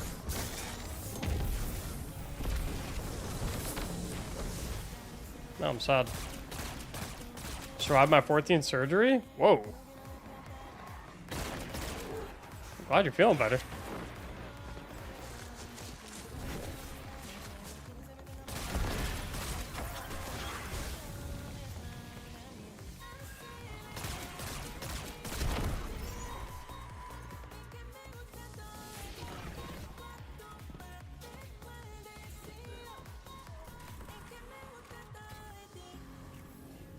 You died too.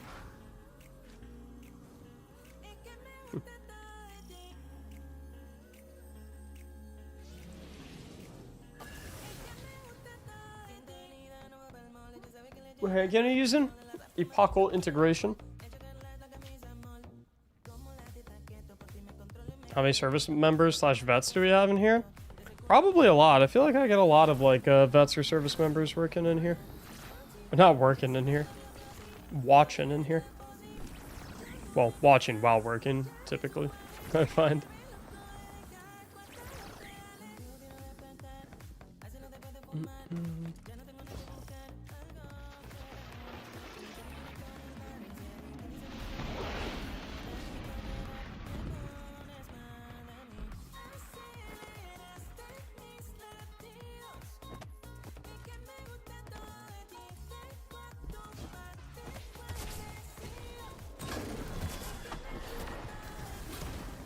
Ooh, don't mind if I do. Bummer, I wanted the head. Wait a minute.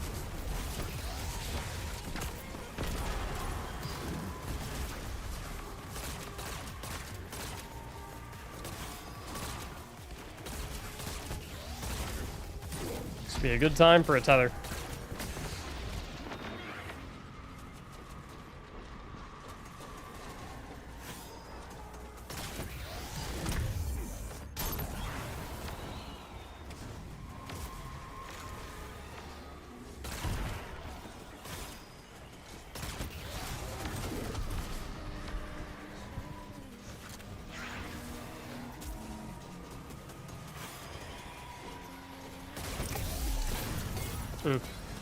I want to get the finisher on the other one.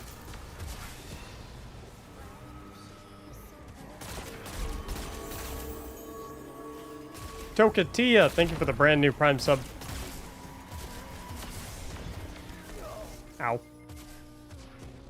What the heck? What's homie doing over there?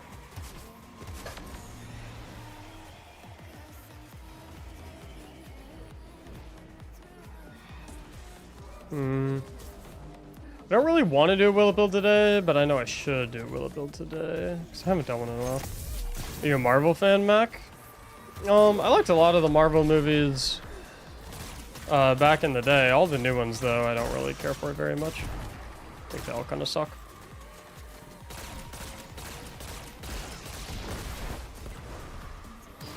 They just don't seem as interesting to me.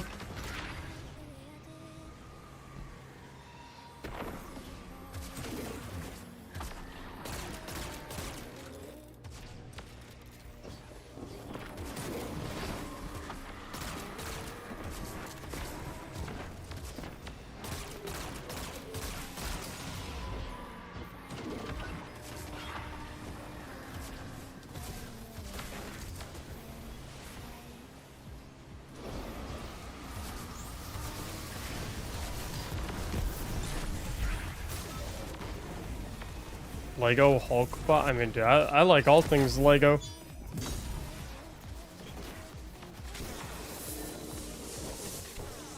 I'll accept Legos in my P.O. box any day of the week. You know what I really want is some, like, Lego minifigure clone troopers. I want to scatter them all over my house. Couple clone troopers in the guest bathroom. No, you got a couple clones on the entertainment stand in the living room. Couple clones in the kitchen. I'm everywhere.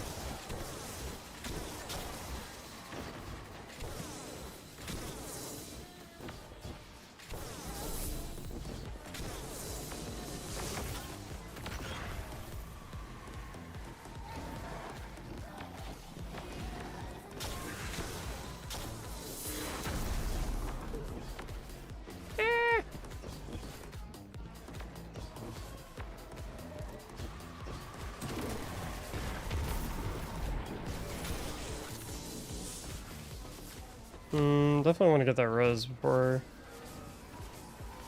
I go next phase.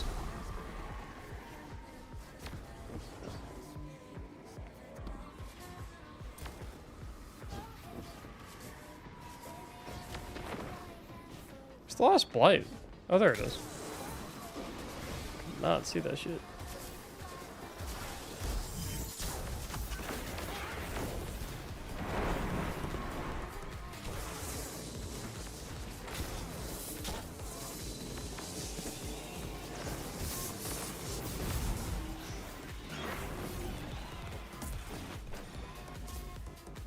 Main strategy for this boss fight? Stay far away from him.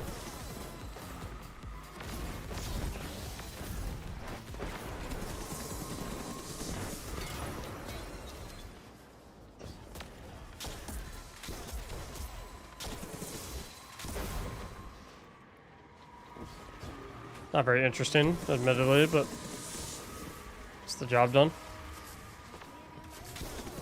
Do you like the Bad Batch? I didn't care for the Bad Batch too much. Do I play for carry? Just do raffles in between runs. Pretty easy.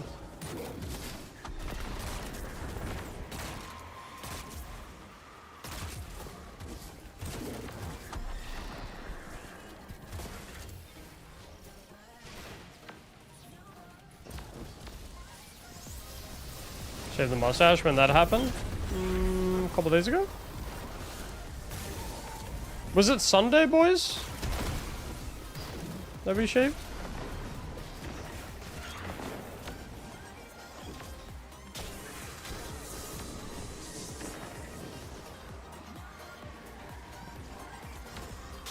Mac is a man. What?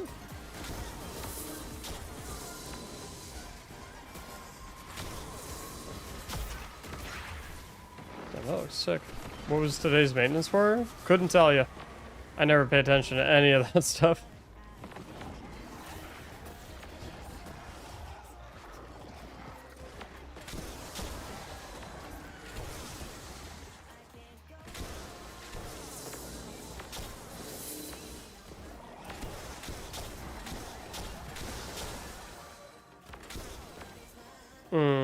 I don't want that extra head. Looks like my teammate's gonna grab it though.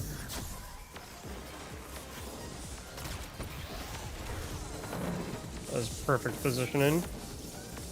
Because he's tethered, so he'll give the share damage to everything else. Pretty sure I just killed every single ad in the entire arena.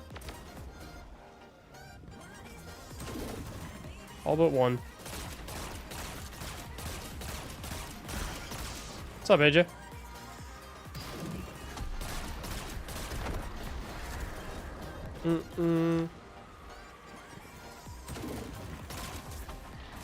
Yo, Pure, are you still in here, by the way? I saw you a little bit earlier.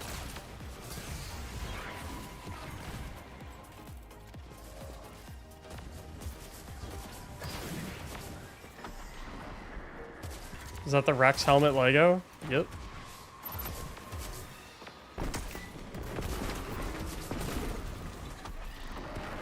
Absolutely.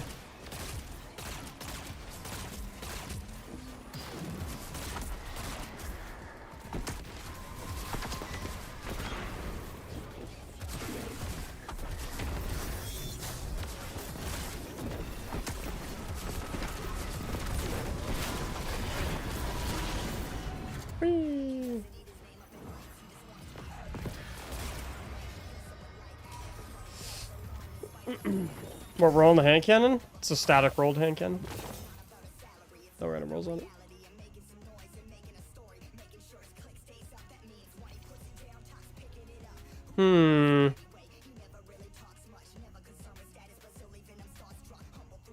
I don't even know what I'm gonna do for the rest of the day today.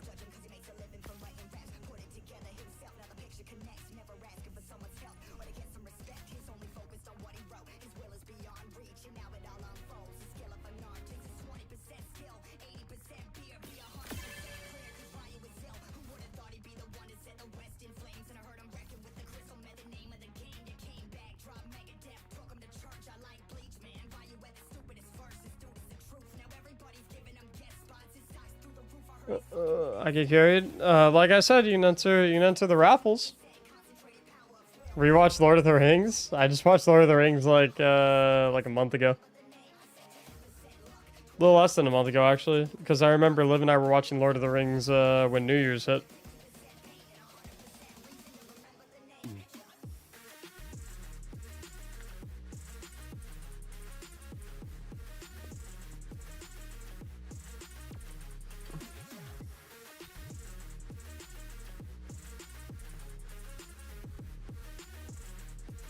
I don't. You know who I am? I do not know who you are.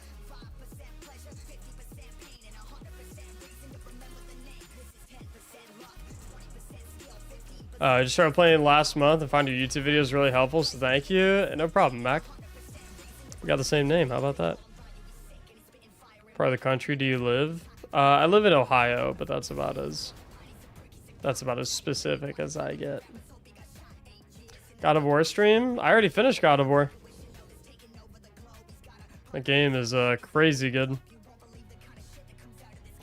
A lot of things are happening right now. What's happening right now, Giffy?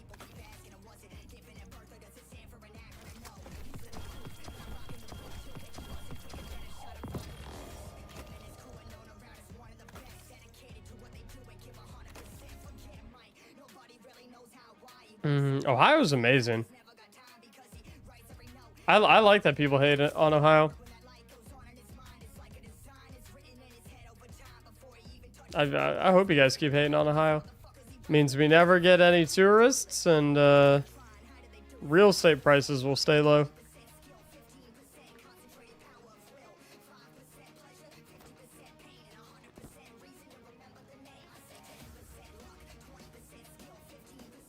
I could maybe play some League.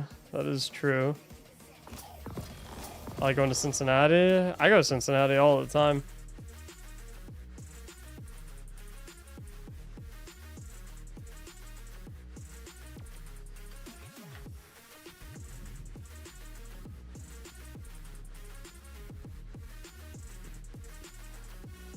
Cincinnati is awesome.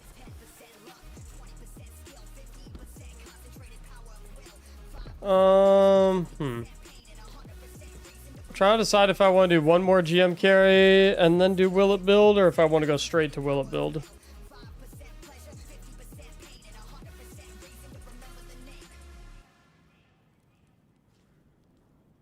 Not a fan of how cold it was in November. I love the cold.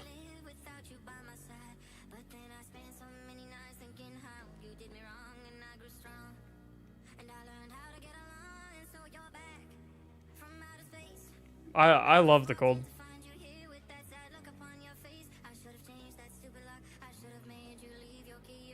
I don't like windy. Windy is not good. But like just cold temps, I like it. I know it's a bit unorthodox, but I like it.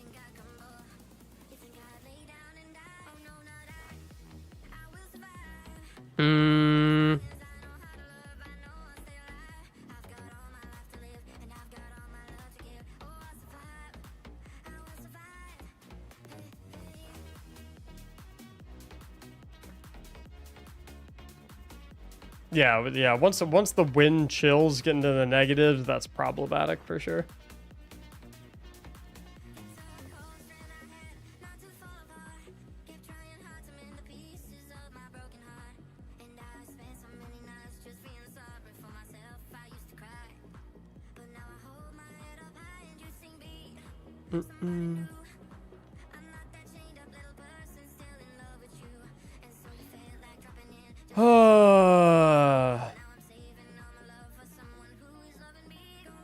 Yeah, might go straight to Will It Build, to be honest. Might keep it a short day. I've been pretty tired recently. Dare I say I might be approaching burnout? I don't want to stop streaming for the month of January, though, because we're currently on track to have our best month ever on stream. Or our best month ever of streaming. So I'm trying to... We got 6 days left of January.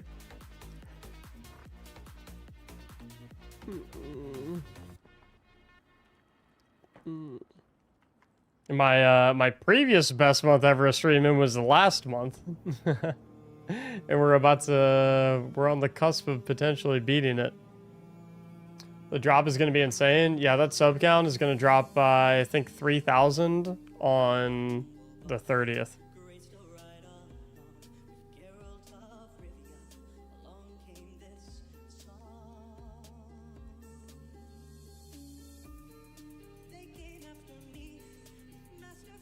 But yeah, we're approximately... Let me do the math on this.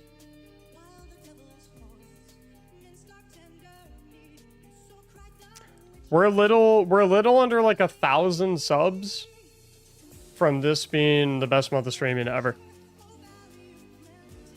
From beating our record that we set last month.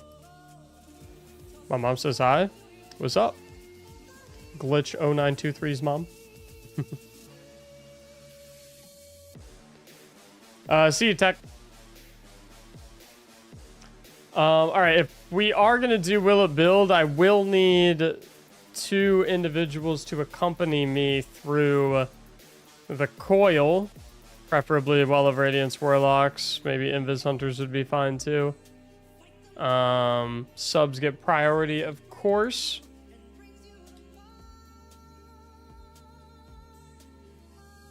I had my eye on one that I wanted to try. Let me see if I can find it real quick.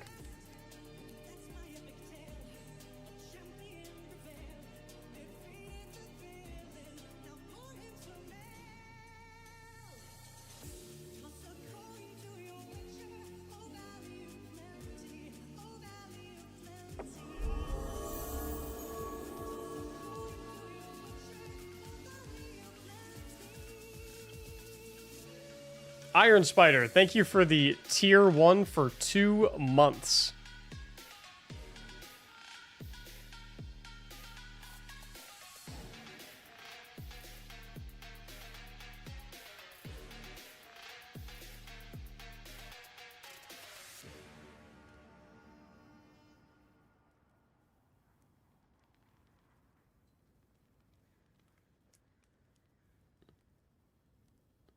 I'm wondering if for this one we should actually do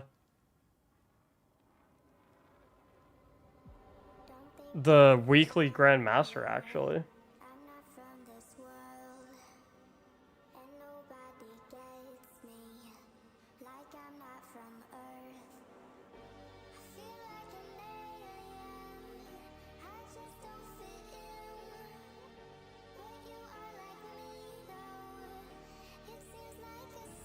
I can Invis Hunter if you need.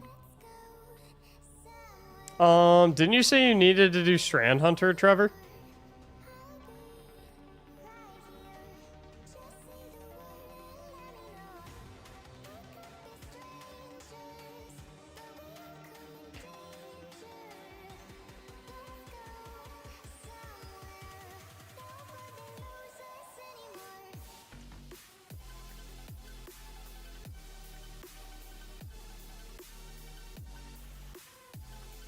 I do, but you're doing Will It Build. I'm fine with the Strand Hunter, though. As long as you're not on Suspend Grenades. If you want to do, like, Strand Hunter with the Thread of Evolution and Threaded Spectre and Threadling Grenade, I think that could work. Real Petty, thank you so much for the gifted sub. Very first time gifting in the stream as well. Petty, welcome to the Gifted Sub Club. I appreciate it a ton.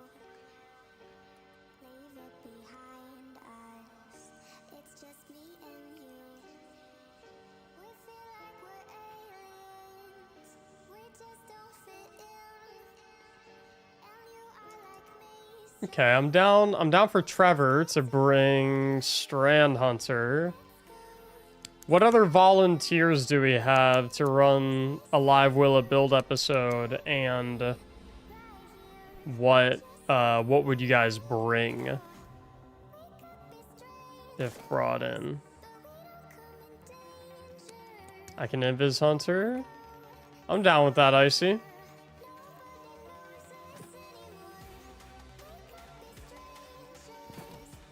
I'm down with that.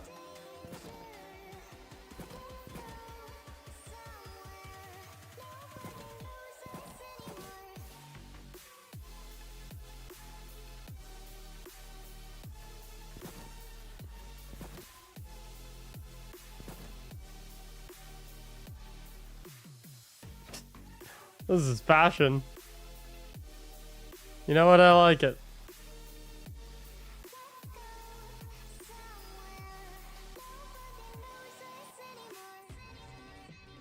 I don't mind playing my own Will It Build submission.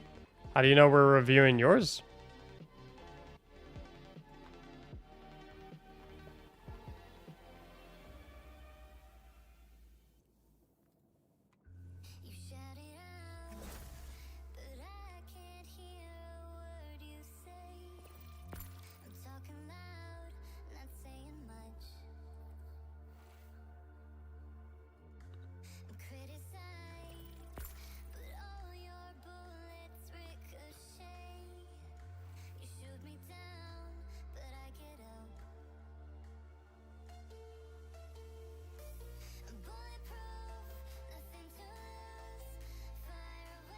Let me get the appropriate weapons first. Pull this over for infusion fuel. What are the modifiers?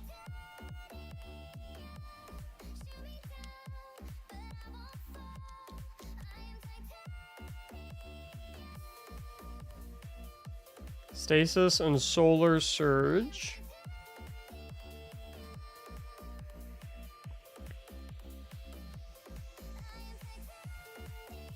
We'll bring a little eager edge action. A little blinding GL action.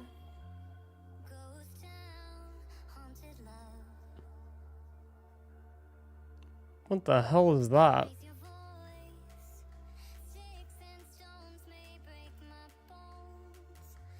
I don't even know what that is.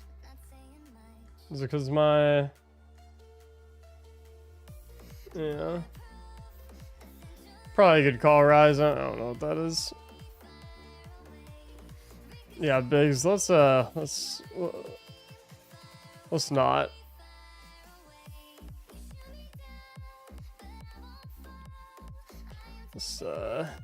not. Anyway.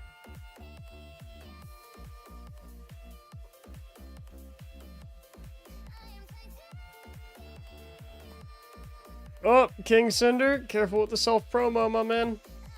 Getting dangerously close.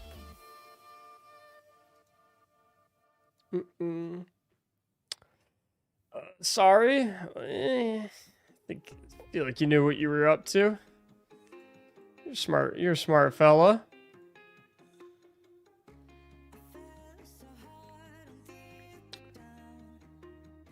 Not that smart.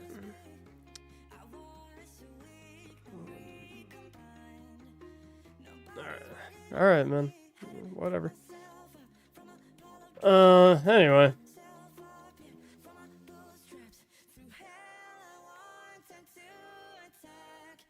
Have you ate anything yet? Nah, I'm probably... What I might do is I might order... Well, I don't know when Liv's getting home.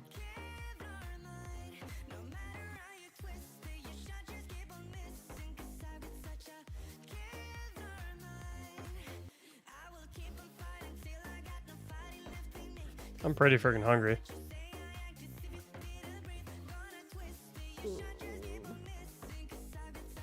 How are you doing, Mac? I'm doing fantastic, thank you. Alrighty. Got my two allies here.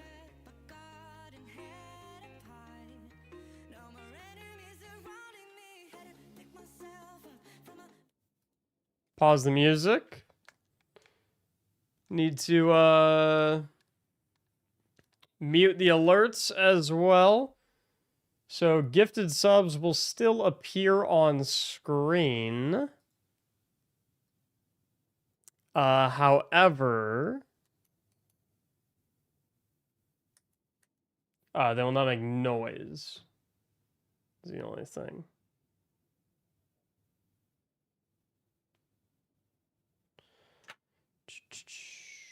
Let me do that. I'll still try and shout them out so they'll be in the Will It Build video for those who do gift, but yeah, they won't play the songs. It's the only thing. Do I have any mods that'll be in the chat for the duration of Will It Build, just in case? We get any unsavory individuals? All right, cool. Just making sure, Giphy. All right, those watching live on YouTube, those watching live on Twitch, I'm going to be filming a Will It Build starting in about 60 seconds.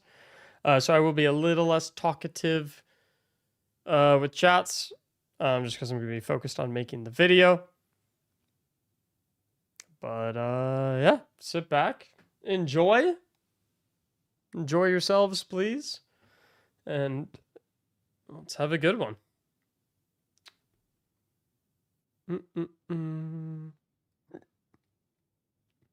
Where's my...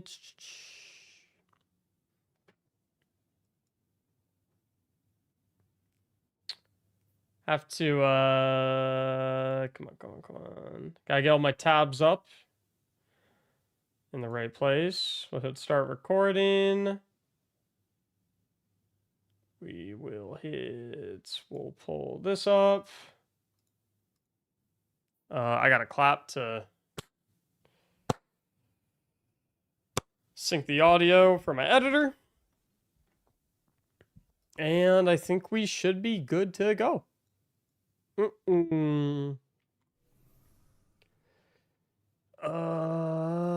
I have the right guns and stuff on? Sort of. Something like that. It's okay. We'll get going into it.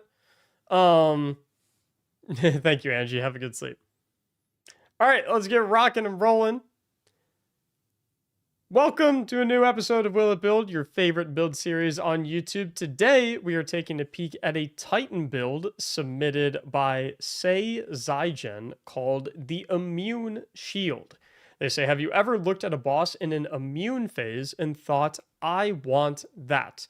What if I told you that you could have an immune shield like a boss and also spam grenades fast enough to clear the coil in solo? So today we're going to take a look at their proposed immune shield to see if we can have that for ourselves in Destiny. Also going to do a giveaway of another Star Splash emblem in this video. We'll talk more about how to enter in to potentially win that emblem later on in the video. First, let's get to constructing the build that they have laid out for us. For the subclass, they're recommending that we run Stasis, and for the exotic armor piece, they are setting us up with the Stronghold exotic gloves. So we already have Stasis on, of course. Strongholds, a very interesting and fun exotic that are kind of centered around swords and blocking and healing and invincibility. We see maximizes guard stats on equipped swords. You take reduced damage while blocking with a sword, rapidly damaging targets after blocking shots with a sword, grants restoration for a duration determined by the number of shots blocked. Now, that's a whole lot of information, but not a lot of specifics when it comes to that information. So we're, of course, going to go ahead and pull up the Destiny Data Compendium so you guys know exactly what is going on here with this build. Go into the Strongholds category. We see we passively get plus 100 guard resistance, efficiency, and endurance. And while blocking, we receive 50% damage resistance. Blocking a hit grants 2 stacks of perfect guard up to 100 stacks. Blocking a hit grants 2 stacks of perfect guard up to 100 stacks, and upon dealing sword damage while having perfect guard stacks, we get the restoration times 2 buff for a varying amount of time, where we get 4 seconds of restoration times 2 if we have just 1 stack of perfect guard, whereas if we get to the maximum 100 stacks of perfect guard, we get 16 seconds of restoration times 2. Additionally, when it comes to Stronghold guarding specifically, we get an additional 95% damage resistance when we're blocking with an aggressive frame sword, or 90% damage resistance when we're blocking with a non-aggressive frame sword. So when I'm mentioning aggressive frame swords and non-aggressive frame swords, right here, this Half-Truths is an adaptive frame sword. So that would fall under the non-aggressive sword category. We would only get 90% damage resistance when rocking this one when blocking with Strongholds. Whereas if we have a Vortex frame sword over here, or wait a minute, same situation, right? So adaptive frame, vortex frame, both examples of swords that would only give us 90% damage resistance. I wonder if we have a sword that is an aggressive frame that would give us that full 95% damage resistance. I believe Lament is technically an aggressive frame. I'm not 100% sure though. Adaptive frame, lightweight frame, adaptive frame, caster frame, vortex frame. Let's see if we go into collections. Are there any swords? If I recall correctly, aren't Crown Splitter and Throne Cleaver both aggressive frame swords? If we come to weapons, swords. So we look at something like Crown Splitter. Here we go. This is but Crown Splitter is Sunset. So let's try to find one that's not Sunset. to use as our example. So here, Crown Splitter, for example, this is an aggressive frame sword. If you were using this, you would receive 95% damage resistance on top of the already 50% that you're receiving while blocking when you're using strongholds, as opposed to if you're using any other type of sword, like for example, this Half Truths with Eager Edge as an adaptive frame, only get 90%. So I think for this particular build, we're going to rock with a non-aggressive frame sword just to see if sword variety is acceptable when rocking this build. Because I don't want people to feel like they're limited to only using an aggressive frame sword, because that really does limit your options a lot. So we're going to take this build for a spin with a non-aggressive frame sword where we only get 90% bonus damage resistance as opposed to 95%, and see how it goes. As far as the rest of the build goes, I lost it. Where'd it go? Here we go. For aspects, they're recommending we run Cryoclasm and Tectonic Harvest. So I'm not too familiar with Stasis, but it looks like I already have those two on. Cryoclasm says that after sprinting for a short while, enables a longer and more powerful slide. Sliding into stasis crystals or frozen targets will shatter them and any nearby frozen targets. Whereas Tectonic Harvest says that shattering a stasis crystal creates a stasis shard. This shard grants melee energy when picked up by you or your allies. So makes sense to me right there. As far as fragments go, they're setting us up with fissures, shards, torment, and conduction. So if we come down here, fissures increases the damage and size of the burst of stasis when you destroy a stasis crystal or defeat a frozen target, which synergizes perfectly with our cryochasm aspect. As far as the other ones, we had shards, torment, and conduction. So let me equip those real quick before we actually start talking about what they do. So let me see here. Got shards, torments, and conduction. There we go. So Shard says that shattering a stasis crystal temporarily boosts your grenade recharge rate. This is the one that's most common when running Renewal Grasps Hunter with Duskfield grenades and Touch of Winter, so I'm already pretty familiar with this one. On Torment, we see that you gain grenade energy each time you take damage from targets, which actually probably makes a lot of sense because we're running strongholds. So even though we're technically going to be taking damage from targets all the time, it's not going to be hurting us very much, and we can soak a lot of it because theoretically we can just block and heal through it all. Finally, on conduction, nearby stasis shards track to your position. So it's going to be nice because we're going to be creating a lot of shards with Tectonic Harvest. They'll just kind of automatically make their way to us. The only thing I'm thinking while looking at this is I'm wondering if there would be room somehow for the Whisper of Rhyme, where stasis shards actually give you a little bit of overshield. I'm trying to find it. There it is right there. I think that could be pretty solid here. Obviously, we don't have another fragment slot open, and these other four seem pretty important. I'm going to run with what they recommended, but just food for thought if you're considering mixing this up on your end. Over on the abilities, they're recommending a Jump of Choice and the Glacier Grenade. Already got that ready to go. I'm rolling with Strafe Lift. And for weapons, they are recommending Risk Runner and our favorite legendary sword. So I'm going to go ahead and pull my Risk Runner from my collections because I don't believe I have one on hand at the current moment. So we'll go ahead and grab that bad boy right here, which Risk Runner I'm particularly interested in. Because I feel like we're primarily going to be using a sword for most of this build, but I guess we'll see what's going on. I also want to make sure my Risk Runner looks nice and spiffy, so I think I like this ornament for Risk Runner a lot. I think it looks pretty solid. I mean, I think most of the Risk Runner ornaments look really, really nice, but I think I'm going to rock with this one for this particular video. And then for the favorite legendary sword, I think I'm going to go with the Half Truths just because I love Eager Edge as a perk, so we're going to give this one a go and see how we like it. Let me redo that because that sounds choppy. So we're going to give this one a go and see how we like it. As far as our kinetic weapon slot, they only say to run Risk Runner and favorite legendary sword, so that leaves us a special kinetic slot open. I'm going to roll with my Disorienting Grenades grenade launcher just because I don't really know what else to run in this particular situation. You could go ahead and rock and roll with whatever you want. This is what I'm going to use. Yeah. As far as, let's see what else we got. For armor mods, they're recommending Double Grenade Kickstart. So we'll slide on over here and make sure to get that on. That is going to take up all of our arm's energy. They're also saying we should run Elemental Charge, stacks on stacks, and resists based on activity. So we'll come down here for the elemental charge and stacks on stacks, which is going to eat up all of the energy in our boots right here.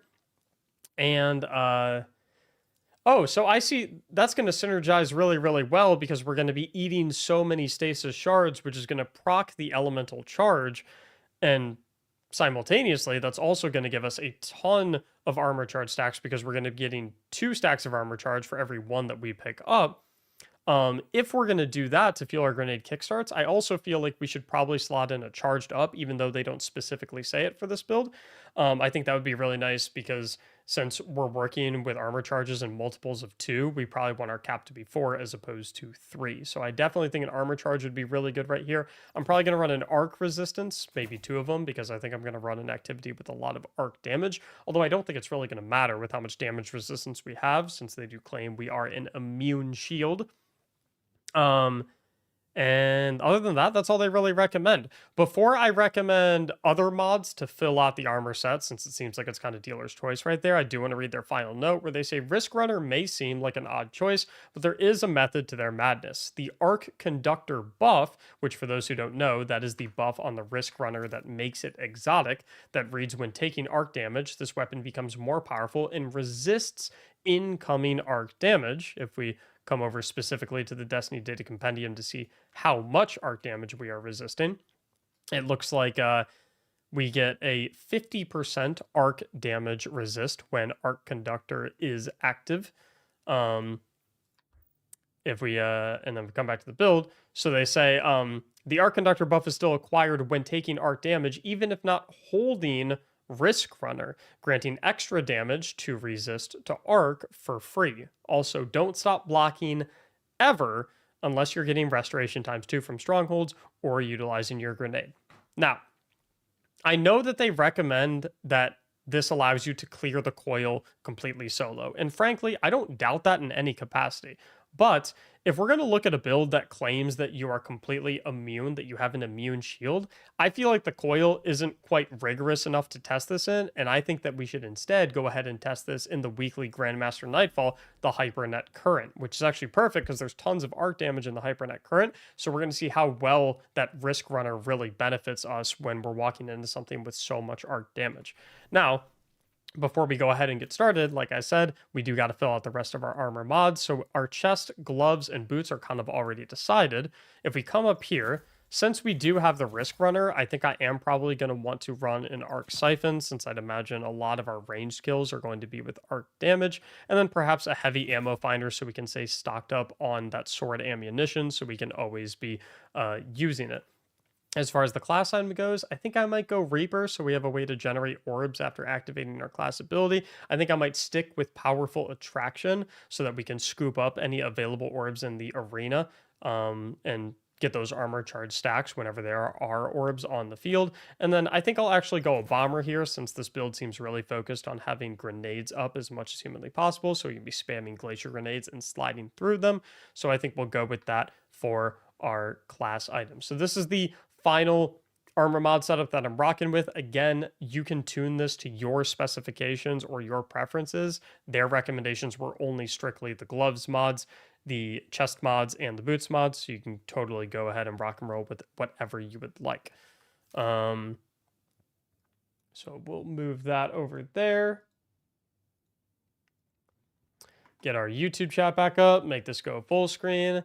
As far as fashion goes, I'm kind of rocking with a little bit of cowboy look. I don't claim to be good at stylizing Titans, but, you know, I like to do my best. So, let's go ahead and launch this Grandmaster Nightfall and see if it'll build. And while we're flying in, I do want to talk about that Star Splash emblem giveaway that I mentioned earlier on in the video. For this one, I think what we'll do is, I'll just say, first of all, you have to like the video. You got to be subscribed to the channel to be eligible to win. And to enter in, do me a favor and just comment down below who you think is going to win the Super Bowl. Or if you don't care about football, you can just comment below and tell me what class you want to see the next episode of Will It Build be done on, Titan, Hunter, or Warlock. So win the Star Splash emblem, either comment what team you think is going to win the Super Bowl, or if you don't care about football, comment down below what class you want to be featured in the next Will It Build video. I'll pick one of you and make sure that you get the brand new exclusive Star Splash emblem in your hands. Okay, so first things first, let's test out the damage resistance aspect of this. I'm kind of thinking I can play like a tank, right? And absorb all of the damage so that my allies can kill everything and not really get touched whatsoever. Which, if you look at my HP bar, I'm pretty much taking little to no damage. And I have those perfect guard times 100 stacks over on the left side of my screen, which means I've eaten at least 50 hits from enemies. Now, what I believe should happen is if I swing while I have those perfect guard stacks, now you can see I have restoration times 2 for 16 seconds, which allows me to go out into the battlefield and play a little bit carelessly, because realistically, what's going to kill me while I have so much restoration going on? I can also do stuff like run up and throw my glacier grenade, and then slide through it to do a decent amount of damage and kill all of those enemies. Maybe make a little... Oh, okay. So maybe not as immune. It's okay. We can edit that part out. I'm still getting used to the build. That's definitely getting edited out. I promise. I was out of my immune phase for sure. I was DPSable. Okay, let's get back to... Okay, so if we play up, my idea is that I kind of want to stand in everything's face so that I hope that they aggro to me instead of my teammates. Not only so that they can shoot me so I can get my perfect guard stacks, but so that they're just not shooting my teammates and my teammates are completely 100% safe. Okay. That didn't work as well. I think I'm just playing the build poorly right now. I think that's the problem. I don't think that this is the build's fault that I'm dying multiple times. I think I'm just not playing it properly. Can I boost jump while I'm blocking with a sword? I can. Which means I can just kind of run up here. And I wonder what the time gap is between putting the block down and hitting something with a sword to transfer those perfect guard stacks into restoration healing buff. So let's try and figure that out. I'm still blocking. It looks like I lost the perfect guard stacks because I didn't take damage for too long. But I'm going to stay blocking right here. And we're going to try and trick a bunch of enemies into hitting me. And this unstoppable Incendior, it doesn't really matter what he does to me. My teammates are just kind of chilling behind me. And now they stunned. I'm perfectly safe to just run in and start blasting him. And then additionally, if any enemies do get up on me and they start getting a lot of heat on me, I can just go ahead and throw down my glacier grenade. And that kind of cuts them off from being able to touch me whatsoever. I think a big part of this build is definitely going to be understanding when to enter like your blocking tank form versus actually being a little bit more aggressive with your teammates. So like right now, I'm focused on blocking. And I think the idea here is that we want to eat a lot of damage so that we get our grenade back a lot more quickly from one of our fragments that was mentioned in this build. And then we can also freeze that unstoppable right there with our glacier grenade. We have 100 stacks of perfect guards, so we can swing right there to get our restoration buff up. Our glacier grenade is already back. And our restoration pretty much saved us completely right there. I think I would have died right there under most circumstances. Just gonna keep on blocking. So this is kind of an interesting build to me already because there's probably two different groups of people watching this right now that are thinking two completely different things. Group number one is thinking, wow, you're completely invincible. That's actually pretty impressive. This seems like a really good build. And group number two is probably thinking something along the lines of, you are doing 0 damage and just sitting there like a dud. This is completely useless. And the funny thing is, I think both groups would have a legitimate point. I think a big part of this build is knowing when to turn on, okay, I'm going tank mode, I am completely unkillable, I'm soaking up all the aggro, and nothing is going to be able to kill me. being mode number 1 versus understanding when to go, okay, now it's time for me to activate my healing restoration buff and start actually dealing some damage, put away the sword, get the Risk Runner out, getting involved in the fight. And I think mastering this build is going to be understanding, you know, when to be in which form. So like right now, I feel like it's super unnecessary for me to have my sword out and be blocking, because it's just a gladiator. You can just kind of stay away from him. It doesn't, not going to be able to hit you. Just back up a little bit. So there's not really a point in me having my sword out and guarding compared to other situations where it maybe does make a lot more sense for me to be blocking. So I think a big part is going to be kind of understanding those situations. For example, right here, pulling out my sword to block and practically be immune as I move to cover and get to a position where I can kill that Scorpius turret safely. I'm also we're gonna slide through this right here to try and get a lot of damage off on those Scions, break through our crystals. We got the Whisper of Fissures to get extra damage and extra sized explosions, or larger sized explosions when doing that. Once I'm in a vulnerable position, I can pull out the sword and move around to get into a spot where I'm feeling really comfortable, where I'm feeling I'm unkillable. I'm gonna pull out the block right now and get right under this pillar. Okay, well, that doesn't work so much. Yeah, I kind of suck with this build so far, I'm not gonna lie. I think I'm just bad.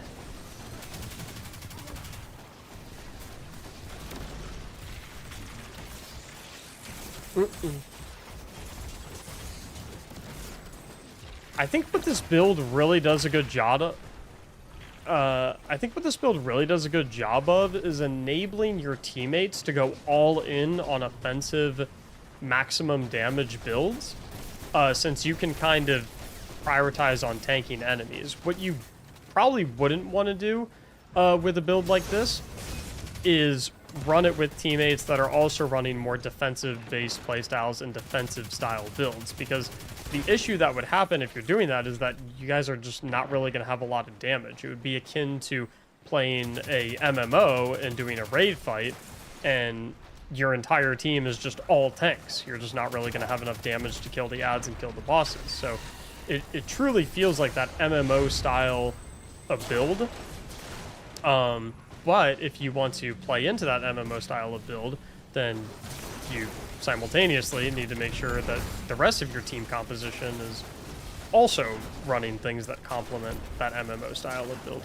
Because as you can see here, I'm kind of like face tanking all these guys. They're literally unable to touch my teammates, which makes it 100% safe for my teammates to kill everything without being at risk of dying whatsoever, which is definitely pretty useful. And then, like I said, again, understanding when you should be in a situation where you should be focusing on damaging enemies as well. So we're going to try and drop this Unstoppable Incendior.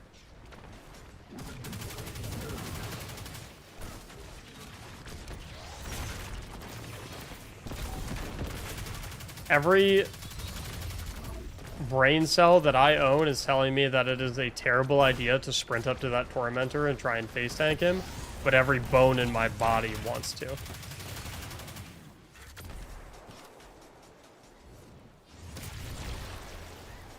What's the worst that could happen? Oh! Wait a minute. This is working. Now, my concern right now is, okay, now wait a minute, I'm actually taking a little bit of damage. Eventually, I'm gonna run out of HP. But that's where the perfect guard stacks come in, because once I find time in between his swings to give him a quick hit... Nope, mistimed it.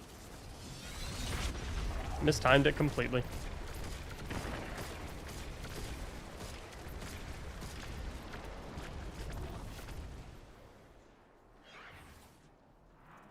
Did I mistime it, though? I hit him, and it just didn't seem to proc.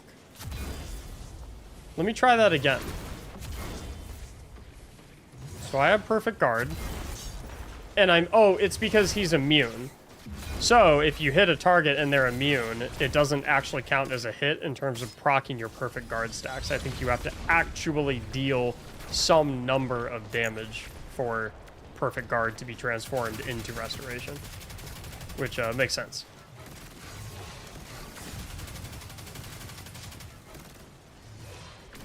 So we're gonna play back a little bit.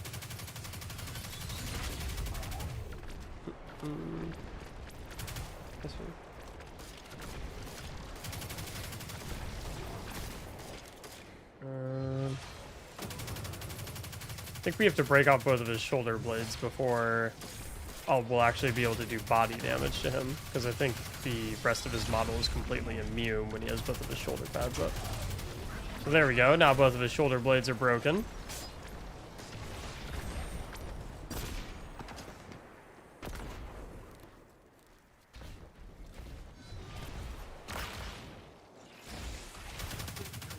I'm going to roam around here and try and clear out some of the adds. Oh, I froze all these guys. I should be able to blow them all up with a slide. Whoa! I literally killed all of them. That's actually pretty cool.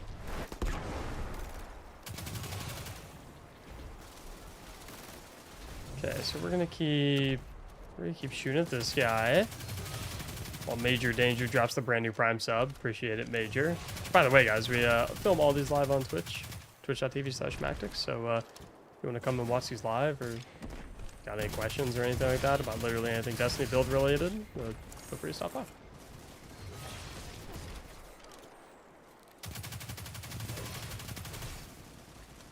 Yeah, we gotta pick up our damage here a little bit. Face tank the Tormentor again. Good call. Now let's see if these perfect guard stacks will work the way I am intending them to. So we're gonna wait for a gap in between his attacks. It's like you're playing like a Souls type game. I don't know what my teammate's doing there. So get a little swing in and boom, there we go. Now we actually have the restoration. So that does in fact work. It's just that you have to deal damage of any kind. We're gonna stay in our block mode.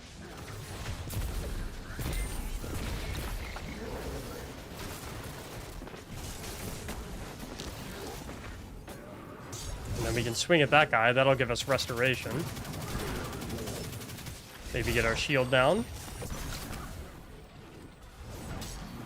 Uh-oh.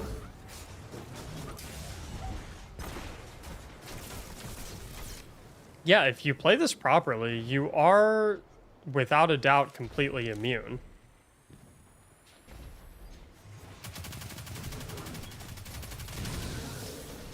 The problem is my teammates are kind of getting fried. So we're going to have to clutch up a little bit. I'm kind of getting the hang of this a little bit more. We're kind of switching between modes of, like, actually hitting targets versus switching to our blocking form. So when our grenade is up, that's our time to be a little bit more aggressive, throw our grenades, slide through everything, and then when enemies start to push us and we get a little bit more overwhelmed or we start to take damage, that's when we enter sword blocking mode. So this dude's about to slam me, and I have a bunch of enemies sprinting at me, so I'm like, okay, let's go into our sword blocking mode, where we're completely immune and invincible, and then we remain very, very safe. Let's see if we can freeze this unstoppable, so we can get an unstop stun on him. Get a few swings, and then we'll throw up a quick block so that he's not actually able to kill us. Neat. Alright, let's see here. So we have the Tormentor over here.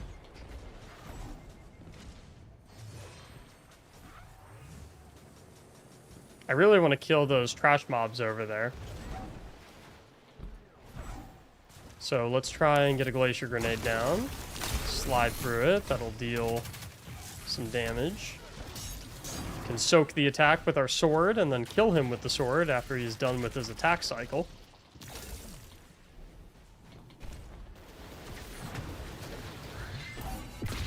Ooh, running this with Witherhoard would be a very good idea. For those who don't want to pair this with Risk Runner, I think running this with Witherhoard would be fantastic.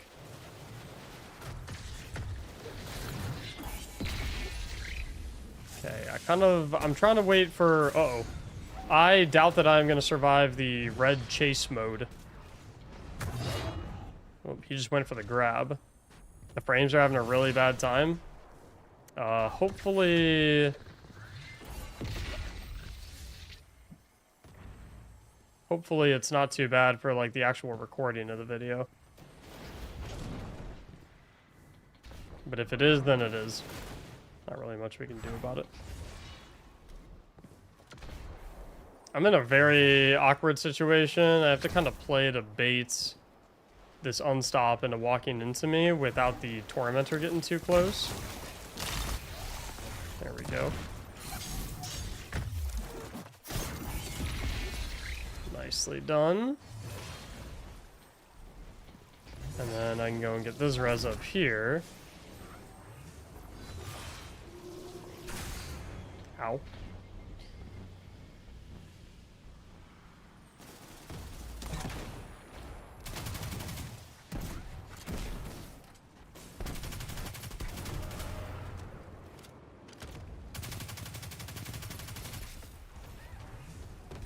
He's going for the pull on me. I don't know. I'd imagine he can do it while I'm blocking. I don't see any reason why he wouldn't be able to.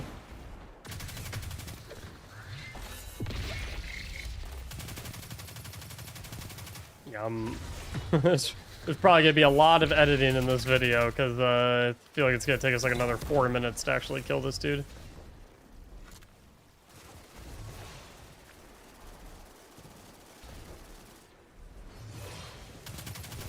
No, the laggy frames are definitely on my end.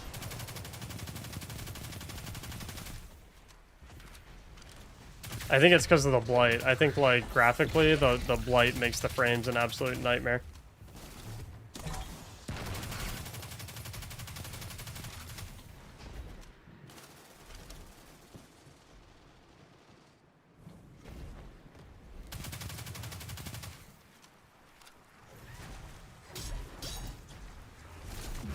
Okay, I kind of want to farm up some perfect guard stacks and then just whack at the boss. See if the damage is any good. I'm kind of going... Okay. Oh, and we have 0 revive tokens.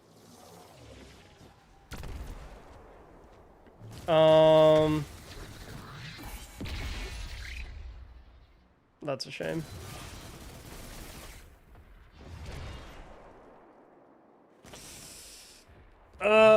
Okay, we have 2 options. We can wait until the boss is slowly whittled down, or we can just reset the run and reset the video.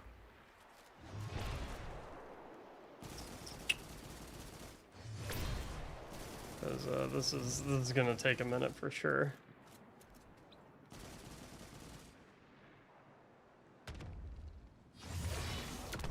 Oh, is he AFK? Oh. No. No. Yeah. Well, the thing is, I don't know if I want to reset the, I don't know if I want to reset the run. To be honest. If this wipes, I might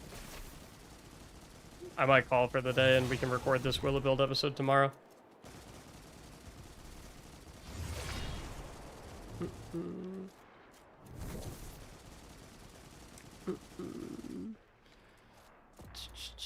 Good time for a water break? Honestly, it's not a bad call. I think I'll go refill my water while, so this will take a while to kill.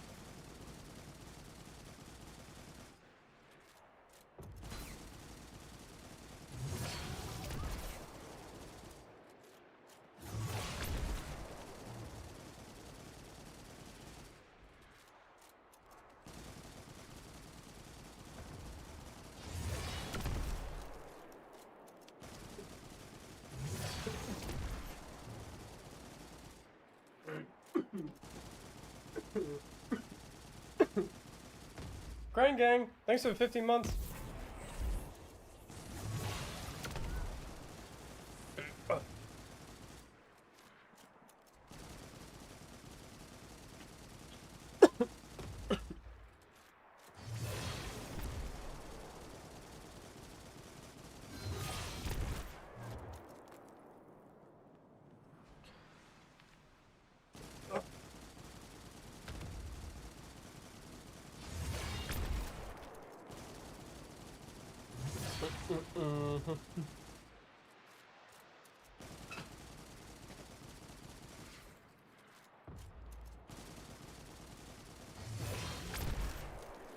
So you have Dragon's Breath ammo? Beats me.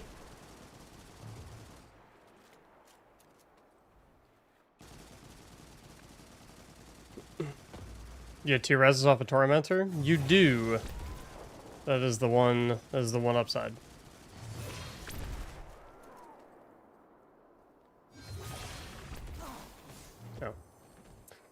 Oh. Yeah. I think we might postpone this episode until tomorrow, boys. We're already 36 minutes into it, and yeah. I'm thinking maybe doing it in a Grandmaster Nightfall wasn't the best idea. We might redo the episode and take it for a spin in the coil for our next effort. Lets me check the quality of the footage as well, like Hockey said. It is a good call. Bobby Wiz, thanks for the 2 months. Appreciate it a lot, dude. Yeah, let's take a peek. Because you guys said the footage was looking a little saucy.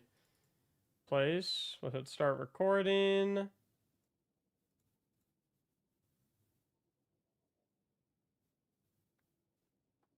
Let's see how we were. Whoa! That is literally unusable. What the hell is causing that?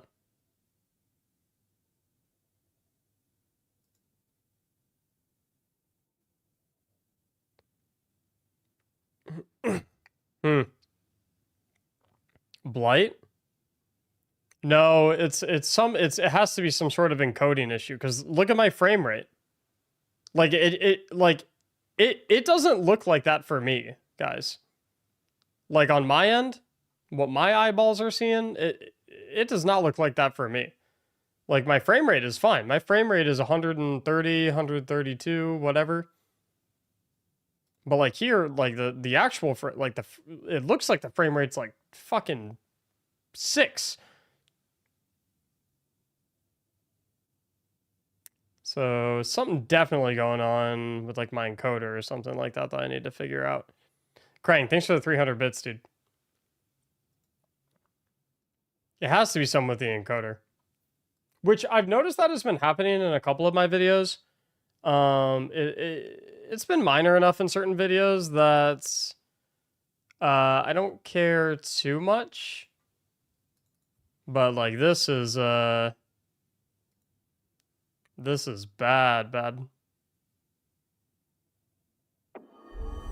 Yeah, I almost want to get like, I want to trim like a clip of it to put on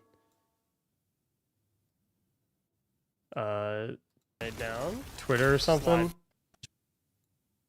Just see if anyone knows how to fix this. Slide through it. That'll deal some damage. Jabs, thanks for the gifted subs, dude. Soak the attack with our sword and then kill him with the sword after he's... Okay, I need to blimp this up a little bit. This is too hard to see. Ooh, running this with Witherhoard would be a very good idea. I need to find like where it's the worst. Was it like over here? It's like right here, right? I want to kill those trash mobs over there. So let's try and get a glacier grenade down. Slide through it. That'll deal. I'm trying to find where it's like the worst damage. Let me close that. What is it? 2920? 2913.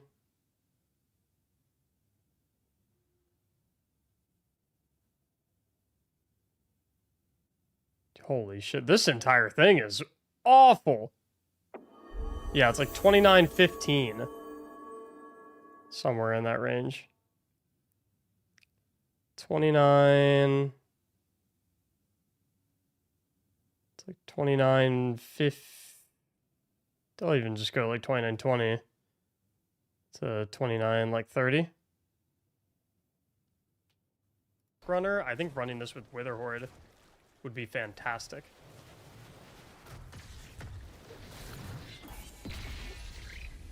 Okay, yeah. I'll just say bad. Krang, thanks for another gifted sub, homie. Runner, I think running this with... Yeah, let's get this on Twitter for sure.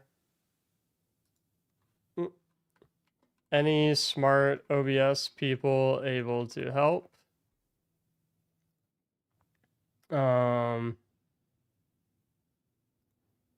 Let me see here. Sometimes when streaming / recording, visually on my end things look fine, as you can see from frame rate in top right, but on the stream / recording, it's literally a PowerPoint.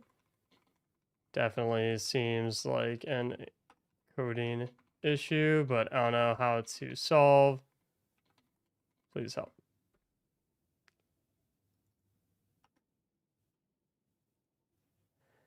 Things look fine.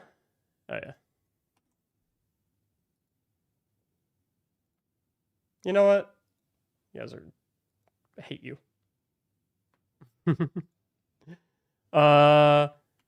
Also worth noting that it always seems to happen in the same places, according to people that watch my stream, i.e. in this blight area, in hyper net current, in the very beginning of the payload section, and PsyOps Cosmodrome GM, etc., etc. Cool. Let's post that, see if anyone has an answer for me and can help. Other than that, though, Liv just got home, so I'm probably gonna go chat with her and figure out what she wants to do for dinner. And I think we'll take another crack at this episode tomorrow or whenever we're live next to try and get it going. And I think we'll take it for the spin in the coil. I think it was a little over ambitious to run it in the GM. I think I died a little bit too much, and that burned all our res tokens and left us in a situation where we kind of got ran. So that's that one's my bad for sure. But I think I'm gonna call it for the day. Appreciate y'all for watching. I hope you enjoyed your time in the stream. I think I'm just gonna chill and relax for the rest of the night, eat some good food, maybe play a little bit of League of Legends, trying to rank up. You know how it is. But yeah, thank you very much for watching. Please enjoy the rest of your night very, very much. Have a fantastic day. Much love.